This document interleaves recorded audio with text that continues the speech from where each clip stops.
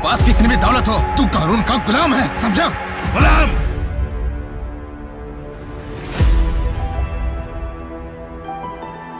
वो shake hand भी करेगा और सलाम भी ठोकेगा।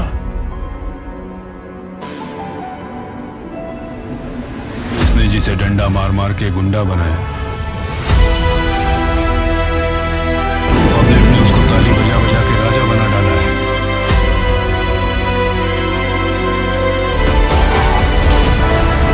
गुलाम नहीं, तभी राम तुम कौन होते हैं? मालिक। Since 1951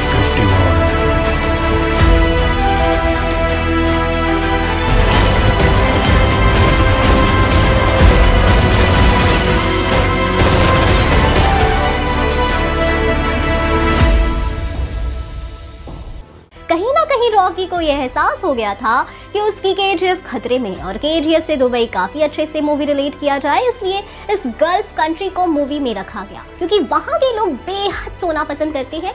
वहाँ के लोगों के पास महंगे से महंगे सोने के गहने, सोने से जड़ी गाड़ियाँ और इसके अलावा सोने के बर्तन भी मौजूद हैं। वहाँ सोना इतना आम मानते हैं कि खाने में कभी कभार सोने का प्रयोग कर लेते हैं। इन्हीं कारणों से दुबई को सिटी ऑफ गोल्ड कहा जाता है। बता दें कि विश्व में कुल सोने के व्यापार में 30% हिस्सा केवल दुबई का है।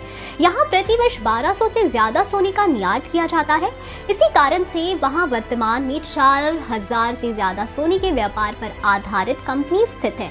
दुबई के बाजार में सोना खरीदने के लिए विश्व के कोने कोने से लोग आते हैं, इसलिए यहाँ के सोना बाजार में रोज हजारों की भीड़ सोना खरीदते हुए दिखाई देती है। इसलिए शायद रॉकी ने भी इस जगह को चुना।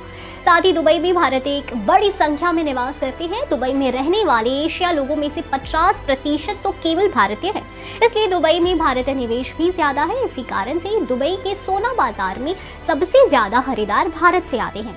भारत के बाहर भी यहाँ मुख्य रूप से Pakistani, British, Saudi Arabian, Omani और कनाडियन लोग भी सोना खरीदने आते हैं। वास्तव में दुबई के पास बहुत ज़्यादा सोने की खानें नहीं है, लेकिन दुबई हर साल भारी मात्रा में दक्षिण अफ्रीका से कच्चा सोना खरीदता है, जिसकी बात रॉकी ने भी केजीएफ 2 में इनायत खलील से की थी। इस सोने को शुद्ध करके यहाँ भारी मात्रा में सोना बेचा जाता है। समय के साथ दुबई ने अपना सोने का व्यापार बहुत फैला लिया है और परिणाम स्वरूप वर्तमान में यहाँ 1000 से ज्यादा सोने की बड़ी बड़ी दुकानें मौजूद है। हिस्ट्री से भरा है कोलार। फतेह मोहम्मद ने एज अ सोल्जर बनके बहुत अच्छे काम किए थे। उन्हें कोलार एज अ जागीर के तौर पर दे दिया गया था। पहले के जमाने में जब राजा महाराजा किसी से खुश हुआ करते थे तो उसे जमीन एज अ जागीर के तौर पर गिफ्ट किया करते थे। हैदर अली फतेह मोहम्मद के 5वें बेटे थे, जिनका जन्म 1720 में हुआ था। फतेह मोहम्मद की मौत एक बैटल में हो गई थी और उनके मरने के बाद उनको उनके माता पिता के साथ ही दफनाया गया था। आज ये मकबरा 250 साल पुराना है। हैदर अली 21 सालों तक मैसूर के राजा रहे थे और फिर 1782 में उनकी मौत हो गई थी। इसके बाद टीपू सुल्तान को द किंग ऑफ मैसूर और कोलार की जिम्मेदारी दे दी गई थी। टीपू सुल्तान सिर्फ 17 साल तक ही राज कर पाए थे। उसके बाद ब्रिटिशर्स आ गए और उन्होंने एंग्लो ब्रिटिश वॉर में टीपू सुल्तान को मार गिराया। इसके बाद उन्होंने कोलार पर कब्जा कर लिया। ब्रिटिशर्स ने मैसूर को वहां के मौजूद राजाओं के हाथ में छोड़ दिया। ब्रिटिशर्स इंडिया अपनी तरक्की करने आए थे और देश से सोना लूटने आए थे, और जो उन्होंने किया भी। लेकिन इस बीच उन्होंने हमारे देश के महान राजाओं को मार गिराया, जिसके लिए भारत उन्हें कभी माफ नहीं करेगा। नमस्कार दोस्तों, कैसे हैं आप सब। बहुत बहुत स्वागत है आप सबका वॉरीग्रैड स्टूडियोज़ में। मैं हूं आपकी होस्ट पंखुरी और आज जो मैं कहानी आपके लिए लेकर आई हूं वो सुनकर आप दंग रह जाएंगे। तो ये एक ऐसे इंसान की कहानी है जिसने राजस्थान में पहली बार गैंग वॉर की शुरुआत की थी। ये और कोई नहीं बल्कि आनंद उत्तम पाल नाम का एक आदमी था।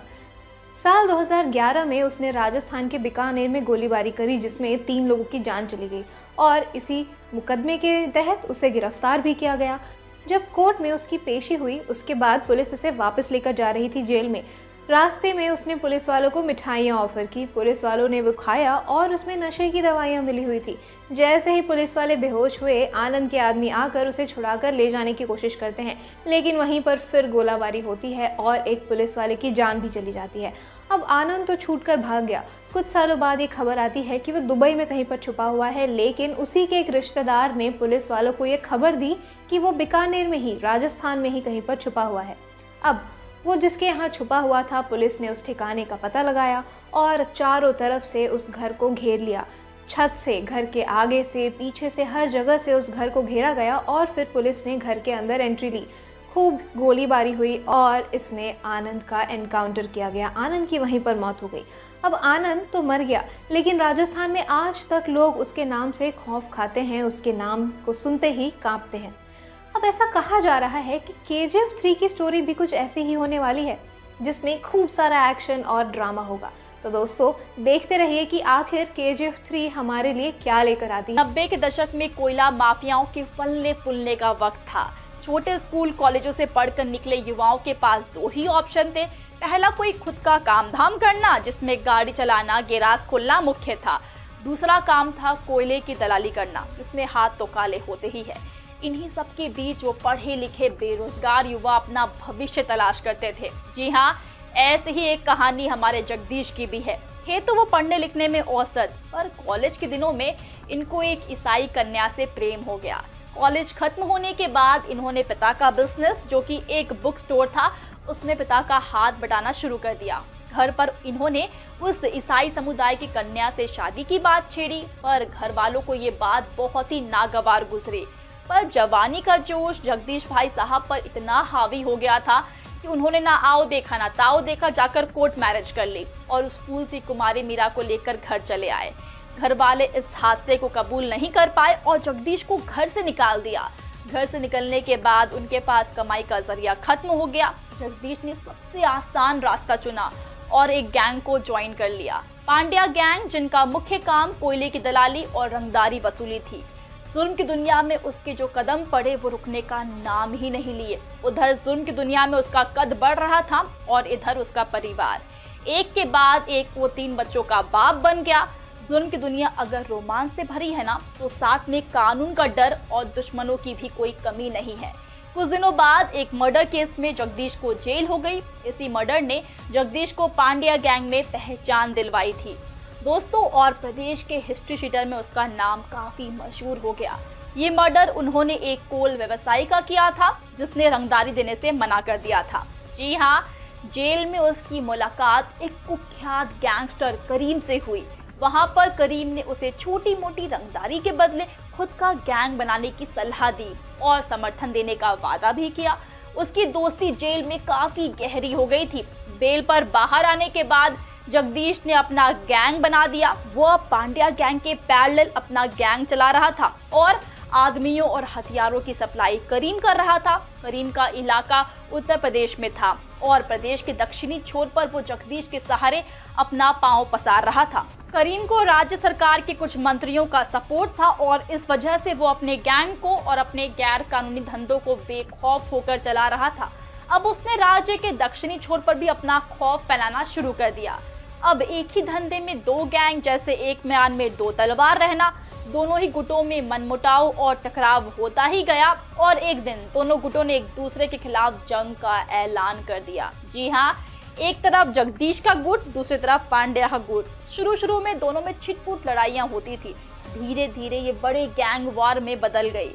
दोस्तों, इसके आगे की कहानी जानने के लिए बने रहिए हमारे साथ और ऐसी ही कहानी आपको देखने को मिल सकती है KGF 3 में। 1993 के मुंबई बम धमाकों के बाद से आतंक का चेहरा बना मुंबई का ये डॉन भारत की मोस्ट वांटेड लिस्ट में टॉप पर है।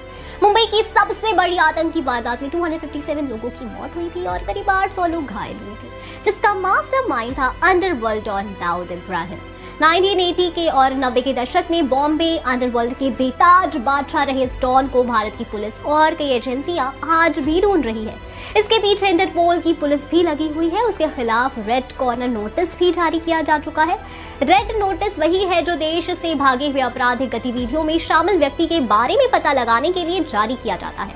रेड नोटिस अंतरराष्ट्रीय गिरफ्तारी का वारंट नहीं होता। जब किसी व्यक्ति के ऊपर रेड नोटिस जारी किया जाता है तो समझ लीजिए कि उस व्यक्ति ने देश में कोई गंभीर अपराध किया है, यानी वो दोषी है। वहीं अरेस्ट वारंट से रेड कॉर्नर नोटिस अलग होता है कि दाऊद ने एक बिजनेसमैन को लूटकर जुर्म की दुनिया में कदम रखा था, फिर इसके लिए उसे जेल भी जाना पड़ा था। उसके पिता को इस बात का पता चला तो उसने दाऊद को घर से निकाल दिया था। घर से निकाले जाने के बाद दाऊद मुंबई के उस समय के डॉन करीम लाला के गैंग में शामिल हो गया। करीम लाला से जुर्म की दुनिया के सारे पैतरे सीखने के बाद दाऊद ने अपने भाई साबिर के साथ अलग गैंग बना लिया। अब 1980 के दशक में मुंबई में हाजी मस्तान और करीम लाला का राज था।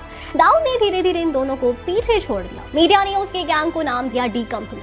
दाऊद की ये कंपनी हफ्ता वसूली, सट्टा बाजार, कॉन्ट्रैक्ट किलिंग, हथियार और ड्रग्स तस्करी जैसी तमाम गैर कानूनी धंधों को अंजाम देती थी। तो ये हो सकती है KGF 3 की कहानी। इसके बारे में हम आगे भी और कुछ जानेंगे, तब तक जुड़े रहे बॉलीग्राफ स्टूडियो के साथ। एक ऐसी हीरोइन जिसे हर कोई पसंद करता है, आखिर एक डॉन के साथ कोई रिश्ता क्यों रखेगी और इस रिश्ते की वजह से उसको काटने पड़ेंगे जेल के चक्कर। ये किसी फिल्म से कम नहीं लगती और साथ ही ऐसे खतरनाक गैंगस्टर से रिश्ता रखना कोई आसान काम नहीं है। लेकिन आखिर प्यार के सामने कोई कुछ कर पाया है क्या?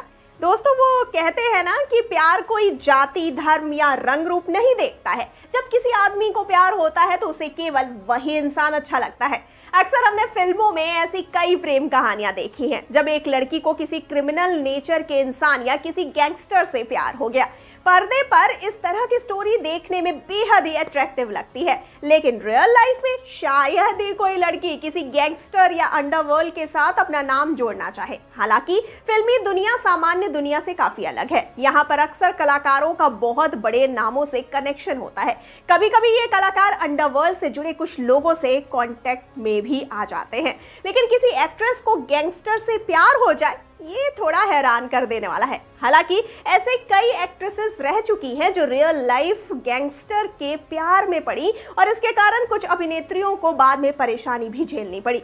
मोनिका बेदी ने पर्दे पर कई बड़े सितारों के साथ काम किया है। हालांकि वो अपनी प्रोफेशनल लाइफ से ज्यादा अपनी पर्सनल लाइफ को लेकर ही हमेशा न्यूज में रही हैं।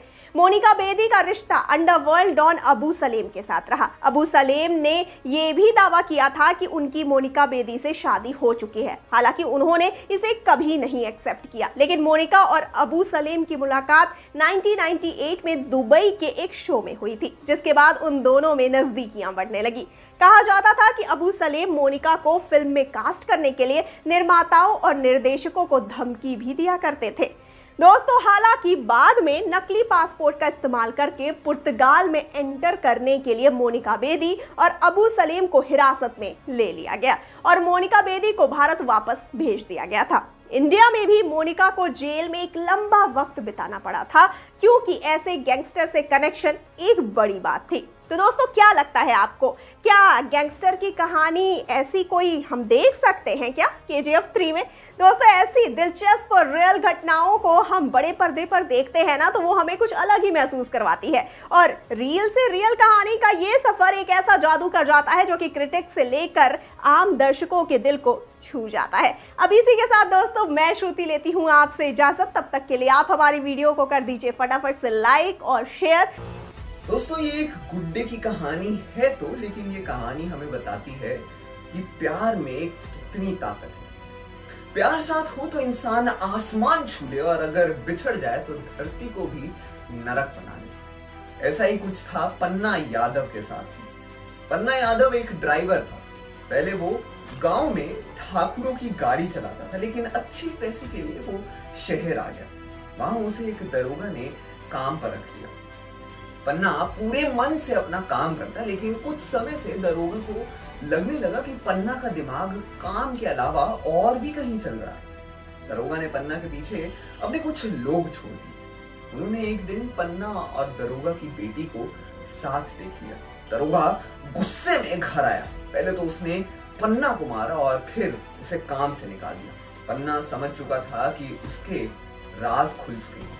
पन्ना रोज दरोगा की बेटी शालिनी को कॉल करता, लेकिन शालिनी का फोन नहीं लगता। एक दिन वो दरोगा के घर के बाहर से जा रहा था तो उसने देखा पूरा घर झालरों से सज गया है। उसने आसपास लोगों से पूछा तो उन्होंने बताया कि दरोगा की बेटी की शादी तय हो गई। पन्ना और दरोगा की बेटी दोनों ही ये नहीं चाहते थे, लेकिन दरोगा के आगे दोनों ही बेबस थे। शालिनी की शादी हो गई और वो यहाँ पन्ना गम में डूब गए। कुछ दिन बाद खबर आई कि शालिनी की आग में जल जाने से मौत हो गई। किसी को उसकी वजह नहीं पता, लेकिन पन्ना को पूरा मामला जानना था। पन्ना ने पता किया और सभी लोगों ने उसे यही कहा कि शालिनी अपने पति को खुद को छूने भी नहीं देती थी और कहती थी कि मैं किसी और से प्यार करती हूँ। इसी सब के बीच खबर आई कि शालिनी पेट से, और इसी बात के गुस्से में आकर उसके पति ने उसको जला दिया, क्योंकि वो जानता था कि बच्चा उसका नहीं। पन्ना ये सुनकर टूट गया। पन्ना ने सिर्फ शालिनी को ही नहीं बल्कि अपने बच्चे को भी खो दिया, और तब से पन्ना ने सोच लिया कि वो क्राइम की दुनिया में कदम रख दिया। KGF 3 की कहानी भी कुछ ऐसी ही हो सकती है। फ्रैंक कोस्टेलो अमेरिका की सबसे ताकतवर क्राइम फैमिली का बॉस था, जिसका जन्म 26 जनवरी 1891 में इटली में हुआ था। 1895 में फ्रैंक अपने भाई और मां के साथ शिप पे सवार होकर अमेरिका अपने पिता के पास रहने के लिए चला गया, जो न्यूयॉर्क के हार्लम में कुछ सालों से रहकर अपना इटालियन ग्रोसरी स्टोर चला रहे थे। फ्रैंक जब छोटा बच्चा था तभी उसके भाई ने उसे क्रिमिनल वर्ल्ड से वाकिफ करवा दिया था। 13 साल की उम्र में ही फ्रैंक लोकल गैंग का बॉस बन गया था। ये वही दौर था जब फ्रैंक ने अपना नाम बदलकर फ्रैंकी कर लिया था। फ्रैंक ने 1908 से लेकर 1918 के बीच कई सारे छोटे मोटे क्राइम्स किए, जिसमें चोरी और असॉल्ट के जुर्म में फ्रैंक को जेल भी जाना पड़ा था। 1918 में फ्रैंक ने लॉरेटा नाम की एक जूइश लड़की से शादी कर ली थी। इस वक्त फ्रैंक की शादी हुई थी। उसी साल हथियार रखने के जुर्म में फ्रैंक ने पूरे 18 महीने जेल में गुजारे थे। जेल में निकलने के बाद फ्रैंक किसी बड़ी गैंग की तलाश में था। तभी फ्रैंक की मुलाकात लकी लुचियानो से हुई। लकी लुचियानो मैनहट्टन की एक बड़ी गैंग का लीडर था, पर इन सब के बावजूद भी लकी और फ्रैंक की दोस्ती कायम रही और उनकी गैंग ने साथ मिलकर कई क्राइम्स को अंजाम भी दिया था। इसी वजह से फ्रैंक को 1 साल की जेल की सजा सुना दी। 43 इयर्स का ये स्मगलर केरला के कासरगोड डिस्ट्रिक्ट का रहने वाला है। स्मगलर का पहनावा टिपिकल साउथ इंडियन स्टाइल है, जिसमें वो plain white half sleeve cotton shirt के साथ व्हाइट कलर की लुंगी पहनता है। स्मगलर के मुताबिक वो वैसे तो केरला का रहने वाला है, लेकिन फिलहाल वो दुबई में रह रहा है और वहीं से एज एन असिस्टेंट सोने की स्मगलिंग को अंजाम दे रहा है। इस स्मगलर ने 2013 के अक्टूबर में अकेले 20 किलोग्राम सोना की इलीगल एंट्री करवाई थी। जाहिर तौर पे स्मगलर ने अपने आने वाले स्मगलिंग प्रोजेक्ट के बारे में वैसे तो कुछ नहीं बताया, लेकिन ये जरूर कहा है क्योंकि 2013 में केरला एयरपोर्ट से कुछ गोल्ड स्मगलर्स पकड़े जा चुके थे। इसी कारण वो अब इस जगह से थोड़े दिनों के लिए दूर रहना चाहता था। जब ये स्मगलर नॉर्थ केरला आया था तब उसने एक रिपोर्टर से कहा था कि वो उन एयरपोर्ट्स को पसंद करता है जो शहर के नजदीक होते हैं, ना कि वो जो शहर के अंदर होते हैं। वैसे तो इस स्मगलर का मेन ऑक्यूपेशन हवाला एजेंट का है, लेकिन ये स्मगलिंग में भी काफी माहिर है। हवाला की बात करें तो ये एक तरह का इलीगल मनी ट्रांसफर सिस्टम होता है, वहीं हवाला एजेंट्स असल में ब्रोकर्स होते हैं। केरला के इस स्मगलर के मुताबिक जब साल 1988 और 1989 में देश में गोल्ड इंपोर्ट एक्ट लागू हुआ था ना, और सोने को देश में इंपोर्ट करना मना किया गया था, उस दौरान स्मगलर एक कैरियर के रूप में काम करता था जो देश में सऊदी अरब से इलीगल सोने को इंपोर्ट करवाता था। उस दौरान एक बार में 116 ग्राम के 20 सोने के पीसेस लाए जाते थे, जिस पे स्मगलर को हर पीस में 2000 रुपए मिलते थे, यानी कि 20 पीसेस पे उसे 40,000 रुपए मिलते थे, और वो भी लेट 80s के दौरान। हालांकि जब 1992 में देश से गोल्ड इंपोर्ट फिर से लीगलाइज्ड हो गया, तब केरला बेस्ड इस स्मगलर का धंधा बंद हो गया। इस कारण ये स्मगलर गोल्ड को छोड़कर करेंसी की स्मगलिंग करने लग गया। हालांकि 1990s से 2 दशक बाद गोल्ड स्मगलिंग का बिजनेस फिर से शुरू हुआ, क्योंकि पॉलिसी मेकर्स को ऐसा लगा कि देश का कंट्री अकाउंट डेफिसिट बिलियन का आंकड़ा छू रहा है और इसका असली जिम्मेदार है ज्यादा मात्रा में हो रही सोने की इंपोर्टेशन। वहीं CAD बेसिकली ये आंकड़ा बताता है कि देश एक्सपोर्ट से ज्यादा इंपोर्ट कर रहा है, और जब ऐसा होता है तो इसका मतलब ये होता है कि देश घाटे में जा रहा है। इसी कारण सरकार ने सोने के इंपोर्ट पे हाई टैक्सेस लगवा दिए ताकि देश में गोल्ड का इंपोर्टेशन सिस्टम कम हो। हालांकि इन चीजों ने जहां सीएडी को बैलेंस्ड रखा है, वहीं इस चीज ने गोल्ड स्मगलिंग के बिजनेस को शुरू करने का काम भी किया है, जिस कारण आज तक देश में गोल्ड की स्मगलिंग हो रही है और ये ज्यादातर म्यांमार और सऊदी के रास्ते केरला तक पहुंच रही है, जिससे पूरा देश इन्फ्लुएंस्ड हो रहा है। तो दोस्तों, ये थी आज की कहानी और ऐसा कहा जा रहा है कि फिल्म KGF 3 में भी हमें कुछ ऐसा ही देखने को मिल सकता है।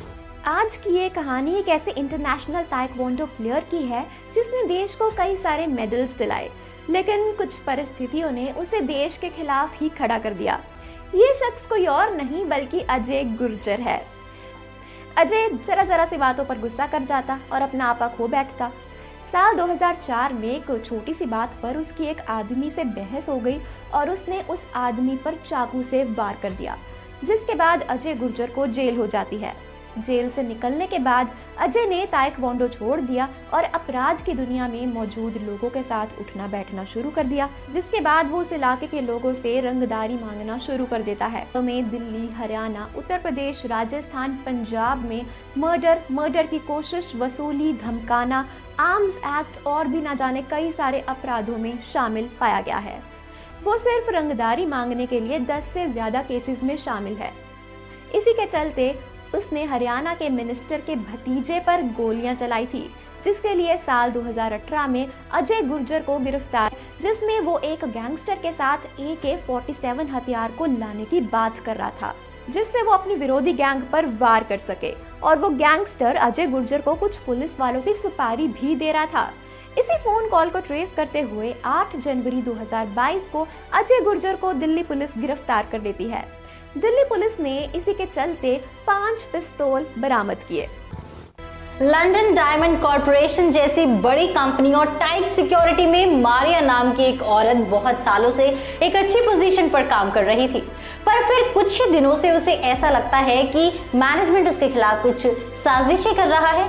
इसी के चलते वहां का हाउसकीपर मार्टिन मारिया को बताता है कि आपको यहाँ से हटाने की प्लानिंग हो रही है और ये मैंने काम करते वक्त खुद सुना है।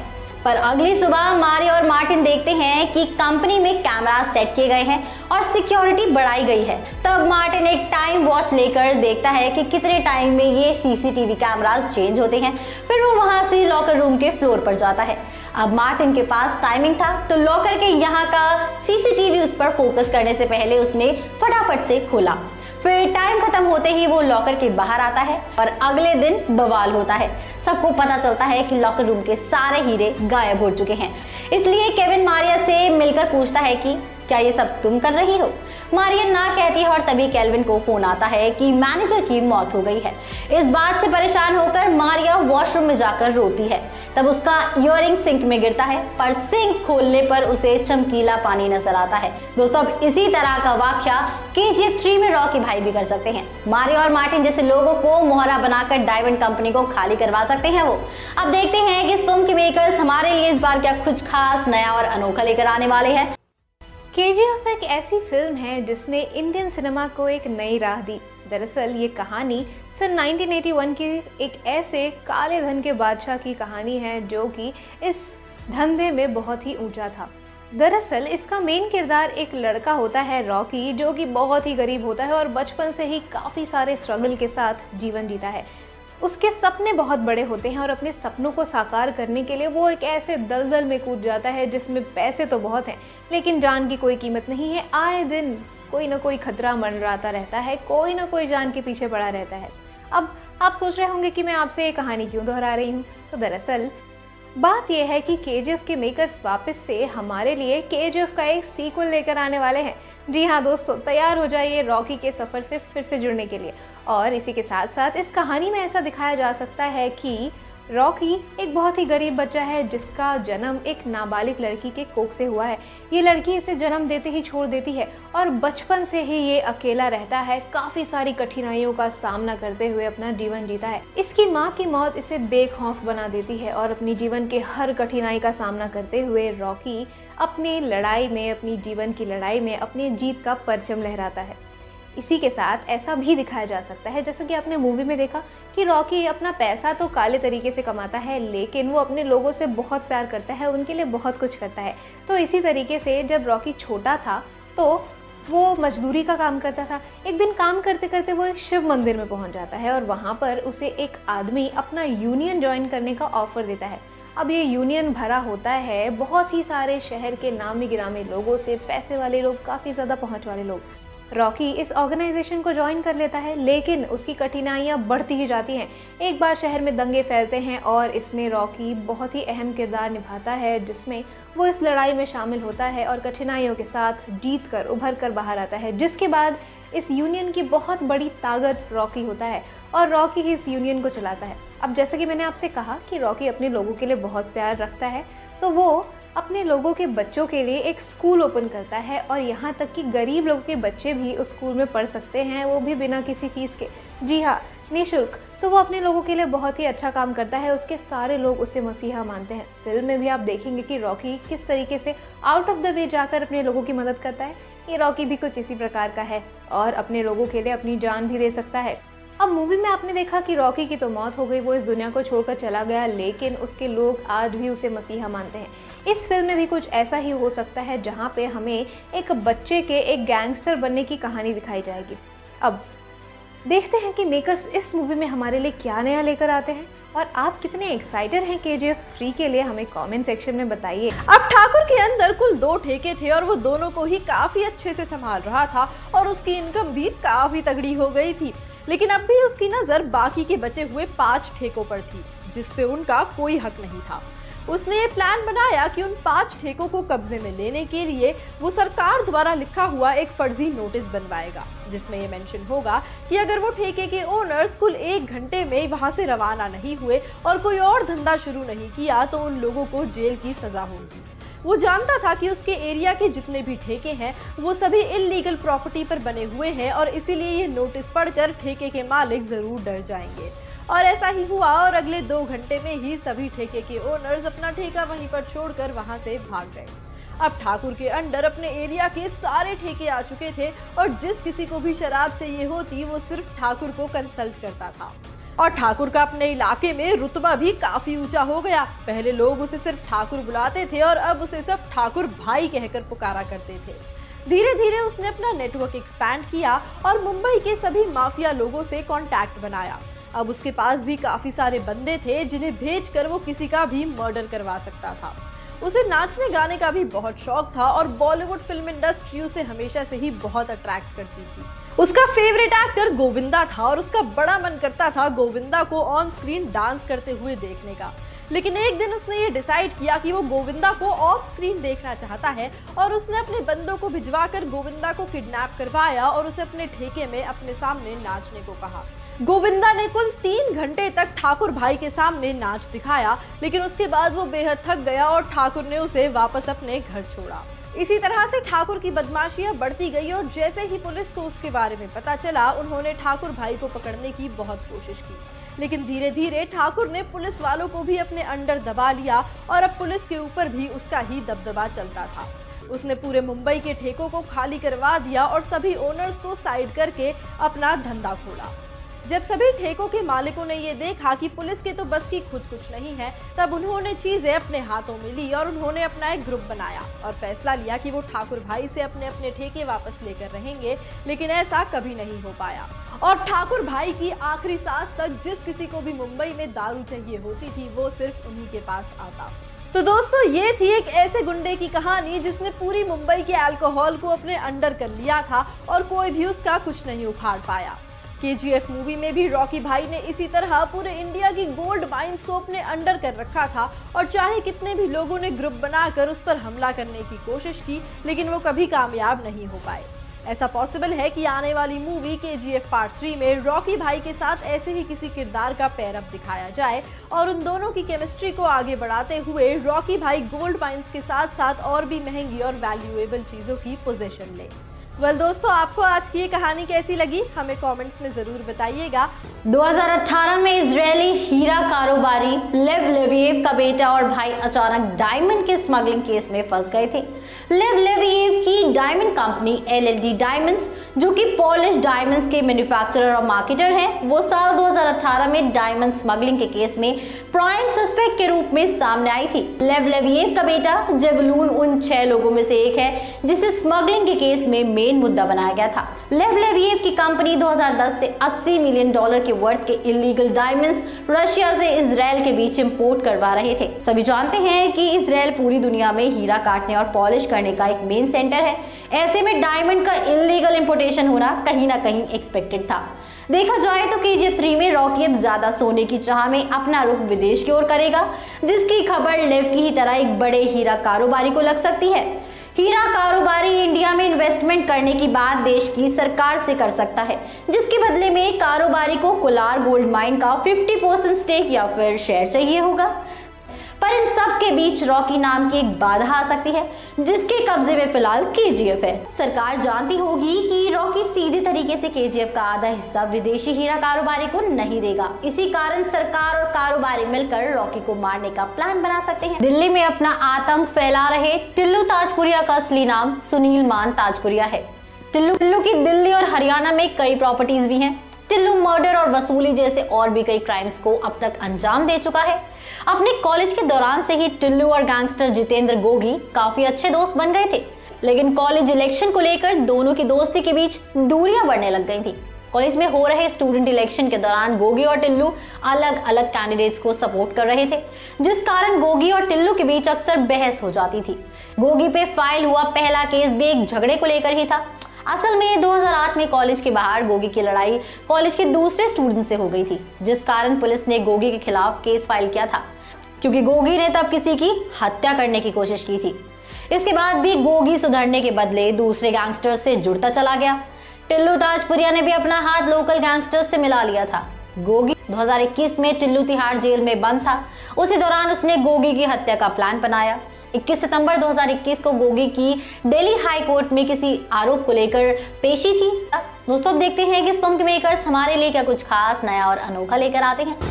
आज की ये कहानी एक ऐसे आदमी के बारे में है जो एक गरीब परिवार से होने के बावजूद सिसिली का सबसे ताकतवर इंसान बनना चाहता है, और ये माफिया कोई और नहीं बल्कि टोटोरिना है। उसने छोटी मोटी चोरियां करनी शुरू की और इन्हीं चोरियों से उसे काफ़ी सारा फायदा भी हुआ। वो सालों तक इन्हीं अपराधों को करता गया और इसी के चलते क्राइम की इस दुनिया में घुसते टोटोरिना का गुस्सा काफ़ी ज़्यादा बढ़ गया और इन सभी के लिए उसे काफ़ी बार जेल भी जाना पड़ा। लेकिन टोटोरिना को जल्दी बेल मिल जाती है और वो 1956 में बाहर आ जाता है। जेल से बाहर आते ही वो लुसियानो लेगियो को ज्वाइन कर लेता है। लेगियो भी उस समय का एक 33 इयर्स का माफिया था, जिसने टोटोरिना को ऑर्डर्स दिए कि वो कार्लियोन के माफिया फैमिली के हेड माइकल नवारा को जान से मार दे। टोटोरिना लेगियो के ऑर्डर्स मान लेता है और उसे मार डालता है। नवारा की डेथ के बाद लेगियो 1958 में क्राइम फैमिली का नया बॉस बन जाता है। वो अपनी गैंग में टोटोरिना और भी ना जाने कितने मेंबर्स को अपने आदमियों के तौर पर रख लेता है और इसी के चलते ये सभी लोग माइकल नवारा के मर्डर में शामिल थे। जब पुलिस ने माइकल नवारा के केस की छानबीन करनी शुरू की, तब टोटोरिना, लेगियो और प्रोवेंजो के खिलाफ अरेस्ट वारंट निकाले गए, जिसके बाद ये तीनों 1960 की शुरुआत में कंट्री छोड़कर भागने पर मजबूर हो जाते हैं। तो कुछ ऐसी ही कहानी हो सकती है फिल्म KGF 3 की। दोस्तों ये एक गुड्डे की कहानी है तो, लेकिन ये कहानी हमें बताती है कि प्यार में कितनी ताकत है। प्यार साथ हो तो इंसान आसमान छू ले और अगर बिछड़ जाए तो धरती को भी नरक बना ले। ऐसा ही कुछ था पन्ना यादव के साथ। पन्ना यादव एक ड्राइवर था। पहले वो गांव में ठाकुरों की गाड़ी चलाता था, लेकिन अच्छे पैसे के लिए वो शहर आ गया। वहां उसे एक दरोगा ने काम पर रख लिया। पन्ना पूरे मन से अपना काम करता, लेकिन कुछ समय से दरोगा को लगने लगा कि पन्ना का दिमाग काम के अलावा और भी कहीं चल रहा है। दरोगा ने पन्ना के पीछे अपने कुछ लोग छोड़ दिए। उन्होंने एक दिन पन्ना और दरोगा की बेटी को साथ देख लिया। दरोगा गुस्से में घर आया। पहले तो उसने पन्ना को मारा और फिर उसे काम से निकाल दिया। पन्ना समझ चुका था कि उसके राज खुल चुके हैं। पन्ना रोज दरोगा की बेटी शालिनी को कॉल करता, लेकिन शालिनी का फोन नहीं लगता। एक दिन वो दरोगा के घर के बाहर से जा रहा था तो उसने देखा पूरा घर झालरों से सज गया है। उसने आसपास लोगों से पूछा तो उन्होंने बताया कि दरोगा की बेटी की शादी तय हो गई। पन्ना और दरोगा की बेटी दोनों ही ये नहीं चाहते थे, लेकिन दरोगा के आगे दोनों ही बेबस थे। शालिनी की शादी हो गई और वो यहाँ पन्ना गम में डूब गया। कुछ दिन बाद खबर आई कि शालिनी की आग में जल जाने से मौत हो गई। किसी को उसकी वजह नहीं पता, लेकिन पन्ना को पूरा मामला जानना था। पन्ना ने पता किया और सभी लोगों ने उसे यही कहा कि शालिनी अपने पति को खुद को छूने भी नहीं देती थी और कहती थी कि मैं किसी और से प्यार करती हूँ। इसी सब के बीच खबर आई कि शालिनी पेट से, और इसी बात के गुस्से में आकर उसके पति ने उसको जला दिया, क्योंकि वो जानता था कि बच्चा उसका नहीं। पन्ना ये सुनकर टूट गया।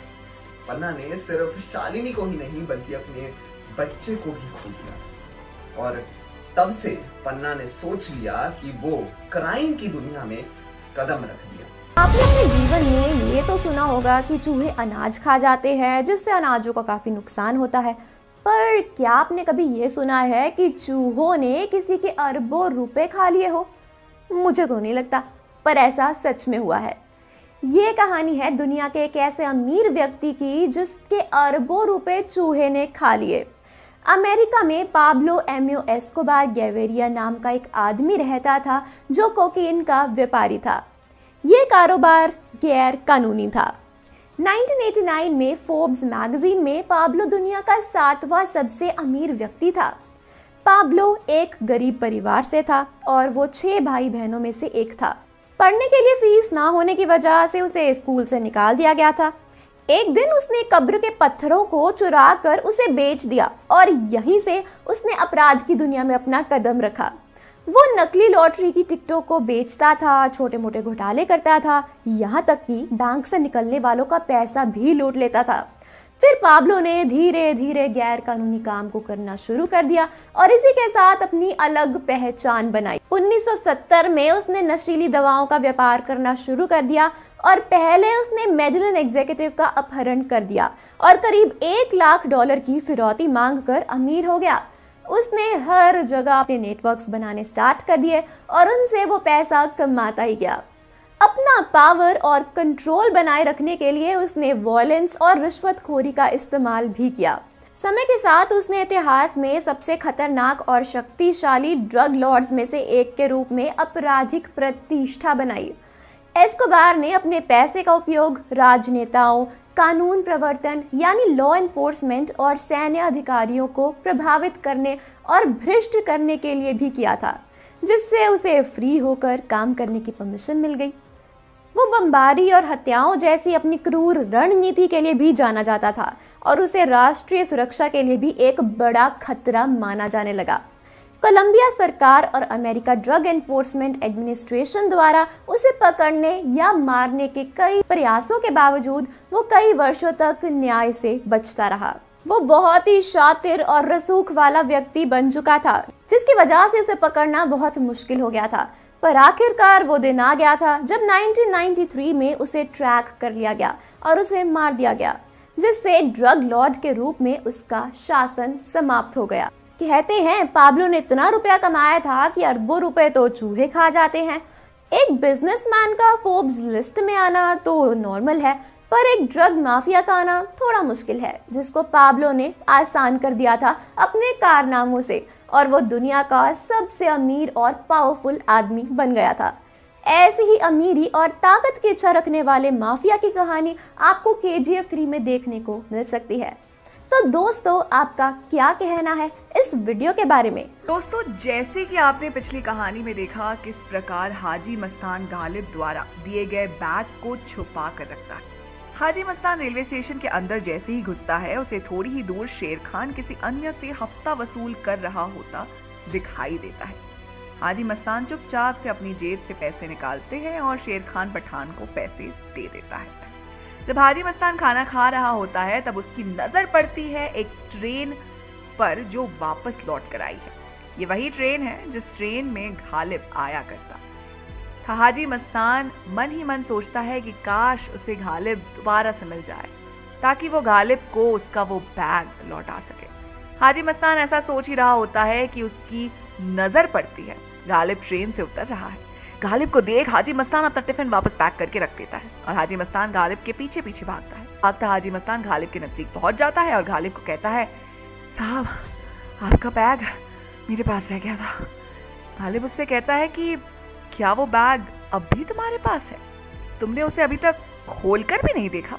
गालिब वही रेलवे स्टेशन की बेंच पर बैठा रहता है। इतने में हाजी मस्तान भागकर अपने घर जाता है और वो बैग लेकर आता है और बैग लाकर हाजी मस्तान गालिब को थमा देता है। गालिब हाजी मस्तान की वफादारी देखकर बहुत खुश होता है और हाजी मस्तान, इस बैग में सोने के बिस्कुट रखे थे जिन्हें तुम अगर बेचते तो आज शायद तुम एक अमीर आदमी बन चुके होते। तो दोस्तों ऐसी ही कुछ कहानी हो सकती है KGF 3 की। आज की ये कहानी मुंबई के एक ऐसे गैंगस्टर के बारे में है जिसकी जिंदगी खुद ही एक फुल एक्शन ड्रामा फिल्म से कम नहीं है। ये कहानी है मुंबई के महेंद्र डोलस उर्फ माया डोलस की। माया इलाके के गुंडों की टीम को ज्वाइन कर लेता है और इसी के साथ वो सभी मिलकर दूसरों को डराने और धमकाने का काम करते थे। इसके साथ ही वो लोगों के पैसे भी लूटता था। माया को भी इस क्राइम की दुनिया में मजा आने लगा था। उसने केवल 22 साल की उम्र में ही मुंबई के खतरनाक गुंडे अशोक जोशी की गैंग ज्वाइन कर ली, जिसके बाद अपने दम पर माया ने मुंबई पर अपनी छाप छोड़ दी थी। एक बार अशोक गैंग और दाऊद गैंग की आपस में लड़ाई हो जाती है, जिसके चलते दाऊद गैंग के लोग अशोक गैंग के लोगों को मार देते। उसने इस बीच कई सारे मर्डर्स भी किए थे। हालांकि वो काम तो डी कंपनी के लिए किया करता था, लेकिन अपनी मर्जी से उसने बिल्डर्स को डरा धमका के उनसे फिरौती लेना भी शुरू कर दिया। उसने कई बार दाऊद जैसे बड़े गैंगस्टर के खिलाफ जाकर उसी के बिल्डर्स से दोबारा हफ्ता वसूली की और इसी के चलते मुंबई पुलिस पिछले कई महीनों से माया को पकड़ने में लगी थी। ये वो समय था जब माया की क्रिमिनल एक्टिविटीज काफी ज्यादा बढ़ रही थी, लेकिन पुलिस उसे कभी भी नहीं पकड़ पा रही थी। कहा जाता है कि सबसे पहले लोगों को इस गोल्ड माइन के बारे में मोहनजोदारो और हड़प्पन सिविलाइजेशन के दौरान पता चला था। लोगों के मुताबिक कोलार में एक मॉस्क्यू है जहाँ पे मैसूर के राजा टीपू सुल्तान के एंसेस्टर्स की कब्र मौजूद है। मुगल्स के वक्त जब राजा या महाराजा गिफ्ट के तौर पे किसी को कोई जमीन देते थे तो उसे जागीर कहा जाता था। कहा जाता है कि टीपू सुल्तान प्रॉफिट मोहम्मद के वंशज हैं। हैदर अली यानी कि टीपू सुल्तान के पिता फतेह मोहम्मद के 5वें बच्चे थे, जिनका जन्म 1720 में हुआ। इसके बाद ब्रिटिश शासक आ गए थे। 1729 में फतेह मोहम्मद की मौत एक बैटल में हो गई थी, जिसके बाद उन्हें कोलार में ही उनके माता पिता के साथ दफना दिया गया था। हैदर अली 21 सालों तक मैसूर और कोलार के राजा रहे थे, जिसके बाद उनकी 1782 में मौत हो गई थी। इसके बाद टाइगर ऑफ मैसूर कहे जाने वाले टीपू सुल्तान ने न सिर्फ मैसूर की जिम्मेदारी संभाली थी, बल्कि कोलार भी तब उन्हीं के अंडर में आ गई थी। टीपू सुल्तान सिर्फ 17 साल ही राज कर पाए थे, क्योंकि इसके बाद ब्रिटिशर्स ने उन्हें एंग्लो मैसूर वॉर में मार गिराया था।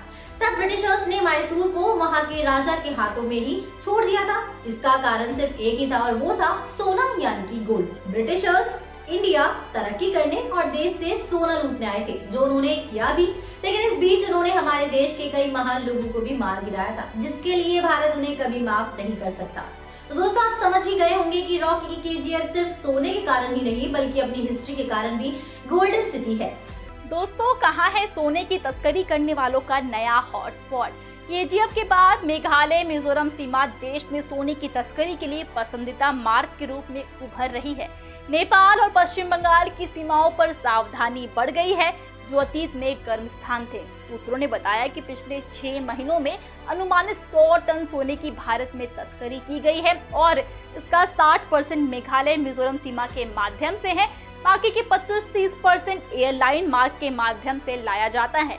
कई यात्री अपने सामान में सोने की चेन या फिर गहने लाते हैं या फिर उन्हें पहन कर आते हैं, लेकिन ये कुल तस्करी किए गए सोने का महज 5% है। जी हाँ, एक सोने की खुदाई करने वाली जगह पर कब्जा जमाने में रॉकी ने कितनी मुश्किलों का सामना किया था। दोस्तों नोटबंदी के बाद सोने की तस्करी काफी हद तक कम हो गई थी। तस्करी का सोना मुंबई के नगद बाजार की तुलना में 3-4% कम कीमत पर या $80 प्रति औंस की छूट पर बिकता है। उच्च कीमतों पर मांग कम होने के कारण आधिकारिक बाजार भी $30 प्रति औंस की छूट का हवाला दे रहा है।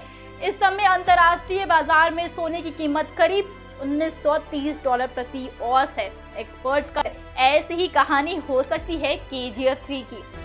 समुंदर में डूबने के बाद रॉकी ने एक नई जगह पर पहुंचने के लिए समुंदर के रास्ते को चुना। उधर मील में रखे सोने को कासिम चाचा ने फिर से मुंबई के रास्ते बाहर भेजना शुरू कर दिया। बड़े बड़े सोने से लदे जहाज अलग अलग कंट्रीज में पानी के रास्ते भेजे जाने लगे।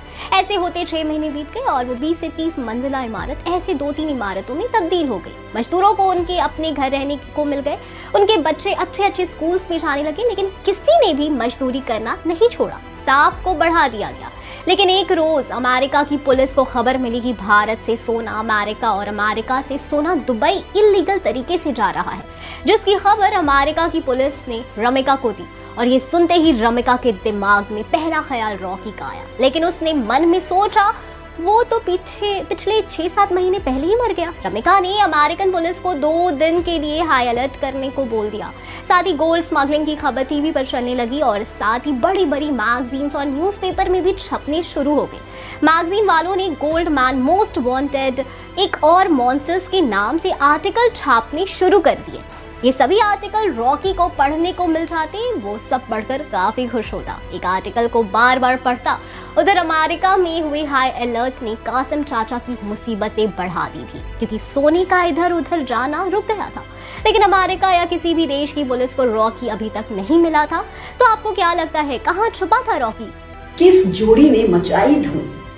आपने ऐसी कई सारी जोड़ियां देखी होंगी जो साथ में मिलकर चोरी करती हैं। ये जोड़ी ऐसी धूम मचाती है जो बिजनेस पार्टनर बनने के बाद पति पत्नी बन जाती हैं। ऐसा ही केस हुआ हमारे गुरबाज और नीतू के साथ। नीतू उत्तराखंड की पहाड़ों में रहने वाली एक लड़की थी जो मैगी का स्टॉल चलाती थी।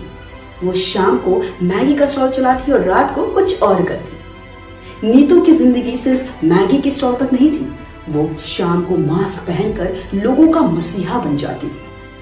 दरअसल उत्तराखंड के लोग बहुत ही सीधे साधे होते हैं और कुछ बाहर के लोग आकर उनके इस सीधे साधेपन का फायदा उठाते हैं। लेकिन नीतू ऐसी नहीं थी। वो शाम को मास्क पहनकर अनजान लोगों से मिलती, उनका दुख और परेशानी को समझती और उनके सॉल्यूशंस ढूंढती। एक दिन नीतू को ऐसा करते करते लेट हो गया। जब वो अपने घर जा रही थी तब उसने फायरिंग सुनी। वो फट से एक पत्थर के पीछे छिप गई और उसने देखा कि एक लड़का दोनों हाथों में बंदूक लिए फायरिंग कर रहा है। और फिर क्या, उस लड़के पर नीतू का दिल आ गया। उसका नाम था गुरबाज और वो एक गुंडा था। नीतू ने जैसे तैसे कर उस गुंडे का पता लगाया, उसका नाम पता लगाया। फिर क्या था, वो दोनों मिलने लगे, उन दोनों में प्यार हुआ, उन दोनों ने शादी कर ली। एक दिन ऐसे ही किसी पुलिस कर्मचारी ने नीतू के शॉल के अंदर एक छिपा हुआ चेन देख लिया। उस पुलिस ने उन्हें रोका। फिर क्या था, दोनों ने फायरिंग्स ओपन कर दी और जैसे तैसे अपने आप को बचाते बचाते भागते भागते पुलिस वालों ने उन्हें पकड़ ही लिया। कुछ इसी तरह की कहानी हो सकती है KGF 3 में। ये कहानी है कैसे गैंगस्टर की जो बड़े बड़े पॉलिटिशियंस और जजेस को अपनी जेब में रखता है। पॉलिटिक्स में बिछाए उसके इस जाल के लिए ही लोग उसे prime minister of the underworld भी कहकर बुलाते थे। और ये है फ्रांसिस फ्रैंक जी कैस्टेलानो। पर 1915 में उसका ये लक काम नहीं करता और अपने पास गन रखने के लिए पुलिस पकड़ लेती है और करीब 1 साल तक 24 साल के फ्रैंक कैस्टेलानो को जेल के अंदर जाना पड़ता है। इसी के चलते कुछ समय बाद उसकी मुलाकात अपने फ्यूचर पार्टनर से होती है और वो है लकी लुसियानो और मेयर लांस्की। इन तीनों ने मिलकर मोरेलो के अंडर क्राइम्स किए। 15 अप्रैल 1931 लुसियानो मैसेरिया को लेकर एक मीटिंग के लिए जाता है और वही होटल में उसका मर्डर कर देता है और खुद मैसेरिया फैमिली का हेड बन जाता है और इसी के चलते जेनोवीज को अपना अंडर बॉस रख लेता है। 10 सितंबर 1931 को जब मैरेंजानो, लुसियानो, जेनोवीज और कैस्टेलानो को अपने ऑफिस बुलाता है तो वो सब समझ जाते हैं कि जरूर वो उनके मर्डर के लिए ये सब कुछ कर रहा है। लुसियानो 4 जूइश गैंगस्टर को मैरेंजानो के ऑफिस भेज देता है और वो उसे मार डालते हैं और इसी के चलते लुसियानो उसकी जगह ले लेता है। मैसेरिया और मैरेंजानो के मर्डर के बाद 1931 में लुसियानो एक नई क्राइम फैमिली यानी लुसियानो क्राइम फैमिली का लीडर बन जाता है। आपने अपने जीवन में ये तो सुना होगा कि चूहे अनाज खा जाते हैं जिससे अनाजों का काफ़ी नुकसान होता है, पर क्या आपने कभी ये सुना है कि चूहों ने किसी के अरबों रुपए खा लिए हो? मुझे तो नहीं लगता, पर ऐसा सच में हुआ है।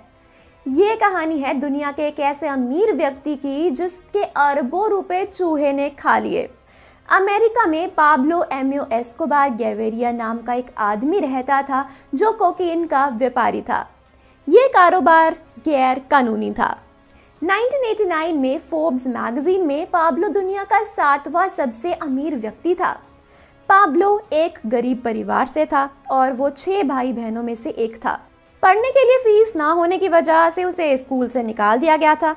एक दिन उसने कब्र के पत्थरों को चुरा कर उसे बेच दिया और यहीं से उसने अपराध की दुनिया में अपना कदम रखा। वो नकली लॉटरी की टिकटों को बेचता था, छोटे मोटे घोटाले करता था, यहाँ तक कि बैंक से निकलने वालों का पैसा भी लूट लेता था। फिर पाब्लो ने धीरे धीरे गैर कानूनी काम को करना शुरू कर दिया और इसी के साथ अपनी अलग पहचान बनाई। 1970 में उसने नशीली दवाओं का व्यापार करना शुरू कर दिया और पहले उसने मेडलिन एग्जीक्यूटिव का अपहरण कर दिया और करीब $1 लाख की फिरौती मांगकर अमीर हो गया। उसने हर जगह अपने नेटवर्क्स बनाने स्टार्ट कर दिए और उनसे वो पैसा कमाता ही गया। अपना पावर और कंट्रोल बनाए रखने के लिए उसने वॉयलेंस और रिश्वतखोरी का इस्तेमाल भी किया। समय के साथ उसने इतिहास में सबसे खतरनाक और शक्तिशाली ड्रग लॉर्ड्स में से एक के रूप में आपराधिक प्रतिष्ठा बनाई। एस्कोबार ने अपने पैसे का उपयोग राजनेताओं, कानून प्रवर्तन यानी लॉ एनफोर्समेंट और सैन्य अधिकारियों को प्रभावित करने और भ्रष्ट करने के लिए भी किया था, जिससे उसे फ्री होकर काम करने की परमिशन मिल गई। वो बमबारी और हत्याओं जैसी अपनी क्रूर रणनीति के लिए भी जाना जाता था और उसे राष्ट्रीय सुरक्षा के लिए भी एक बड़ा खतरा माना जाने लगा। कोलंबिया सरकार और अमेरिका ड्रग एनफोर्समेंट एडमिनिस्ट्रेशन द्वारा उसे पकड़ने या मारने के कई प्रयासों के बावजूद वो कई वर्षों तक न्याय से बचता रहा। वो बहुत ही शातिर और रसूख वाला व्यक्ति बन चुका था, जिसकी वजह से उसे पकड़ना बहुत मुश्किल हो गया था। पर आखिरकार वो दिन आ गया था जब 1993 में उसे ट्रैक कर लिया गया और उसे मार दिया गया, जिससे ड्रग लॉर्ड के रूप में उसका शासन समाप्त हो गया। कहते हैं पाब्लो ने इतना रुपया कमाया था कि अरबों रुपए तो चूहे खा जाते हैं। एक बिजनेसमैन का फोर्ब्स लिस्ट में आना तो नॉर्मल है, पर एक ड्रग माफिया का आना थोड़ा मुश्किल है, जिसको पाब्लो ने आसान कर दिया था अपने कारनामों से और वो दुनिया का सबसे अमीर और पावरफुल आदमी बन गया था। ऐसी ही अमीरी और ताकत की इच्छा रखने वाले माफिया की कहानी आपको KGF 3 में देखने को मिल सकती है। अमन नाम का एक कैदी बाय प्रोफेशन एक बैंकर होता है। अमन एक मुजरिम है और वो जेल में है। दरअसल अमन ने अपनी वाइफ का मर्डर किया था और उसी जेल में अमन की दोस्ती मोहम्मद यूसुफ नाम के एक मिडिल एज्ड कैदी से हो जाती है, जो कि उसी जेल में उम्र कैद की सजा काट रहा होता है। एक दिन अमन यूसुफ से एक हथौड़े और एक बड़े से पोस्टर का इंतजाम करने के लिए कहते हैं। यूसुफ अमन के लिए कहीं से एक हथौड़े और एक पोस्टर जिसके ऊपर किसी हीरोइन की तस्वीर बनी हुई थी उसका इंतजाम कर देता है।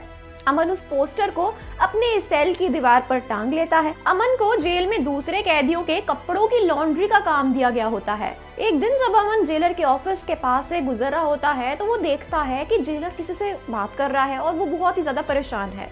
तब अमन उस जेलर से उसकी परेशानी के बारे में पूछता है तो जेलर उसे बताता है कि उसकी एक प्रॉपर्टी है जिस पर स्टेट टैक्स लगा रहा है, इसलिए वो परेशान है। अब क्योंकि अमन एक बैंकर था तो उसे टैक्सेस को लेकर अच्छी खासी नॉलेज होती है, जिसके बाद अमन जेलर की मदद कर देता है और कुछ पेपर वर्क के बाद उसकी प्रॉपर्टी को स्टेट टैक्स से फ्री कर देता है। इसी के चलते गिरीश अमन को जेल में दूसरे कैदियों के कपड़ों की लॉन्ड्री के काम से हटाकर कंप्यूटर में डाटा एंट्री का काम दे देता है। अमन को कंप्यूटर पर डाटा एंट्री का काम देना तो सिर्फ एक बहाना था। दरअसल गिरीश अमन के बैंकर होने और उसकी फाइनेंशियल एक्सपर्टीज का फायदा उठाना चाहता था। गिरीश इलीगल तरीके से अमन की मदद से अपने रिश्वत के पैसों को और ब्लैक मनी को व्हाइट में कन्वर्ट करवाता है और उससे मनी लॉन्ड्रिंग भी करवाता है। वैसे अब तक अमन को जेल में सजा काटते हुए करीब 18 साल से भी ज्यादा का टाइम हो चुका था। किन कैरेक्टर्स पे किया जाएगा KGF 3 में फोकस? कौन होगा KGF 3 का असली हीरो? क्या फिल्म में फरमान आएंगे बहुत इंपॉर्टेंट रोल में नजर? नमस्कार दर्शकों, मैं सलोनी वर्मा करती हूँ आप सभी का स्वागत बॉलीवुड स्टूडियोज पर। वीडियो शुरू करने से पहले अगर आप भी बॉलीवुड की दुनिया से जुड़ना चाहते हैं और काम करना चाहते हैं तो डिस्क्रिप्शन बॉक्स में दिए जॉब लिंक पर जरूर जाएं और इस अपॉर्चुनिटी का भरपूर फायदा उठाएं। तो चलिए आज हम एक ऐसी ही फिल्म के बारे में बात करने जा रहे हैं जिस फिल्म ने कमाई के सारे रिकॉर्ड्स तोड़ दिए। जी हाँ दोस्तों, KGF 1 और KGF 2 ने सारे रिकॉर्ड्स तोड़ दिए बॉक्स ऑफिस कलेक्शन के, और KGF 2 के अंत में हमें कई सारी मिस्ट्रीज देखने को मिली। तो उससे ये तो कंफर्म है ही कि KGF 3 का आना तय है। अब आपको बता देते हैं KGF 3 में हमें क्या क्या मिस्ट्री सॉल्व होती नजर आएगी। सबसे पहले तो KGF 2 में लास्ट की जो फाइट थी अधीरा और रॉकी की फाइट बहुत कम टाइम की थी, जबकि अधीरा एक पावरफुल विलन था। इनकी फाइट आराम से 5-10 मिनट एक्सटेंड की जा सकती थी, लेकिन बहुत जल्द अधीरा को मारता हुआ दिखाया गया। लेकिन एक्चुअली स्क्रीन पर अधीरा को मरते हुए नहीं दिखाया गया, तो ये भी हो सकता है अगली फिल्म में अधीरा मरे नहीं बल्कि जिंदा ही वापस लौट आए। साथ ही आपको ये भी बता दें कि रॉकी भी फिल्म के अंत में रॉकी पर हमला होते हुए जरूर दिखाया गया है, लेकिन पानी में उसके खून की एक भी बूंद नहीं गिरी है। तो ये भी हो सकता है रॉकी भाई जिंदा हो और वो अगली फिल्म में लौट आए।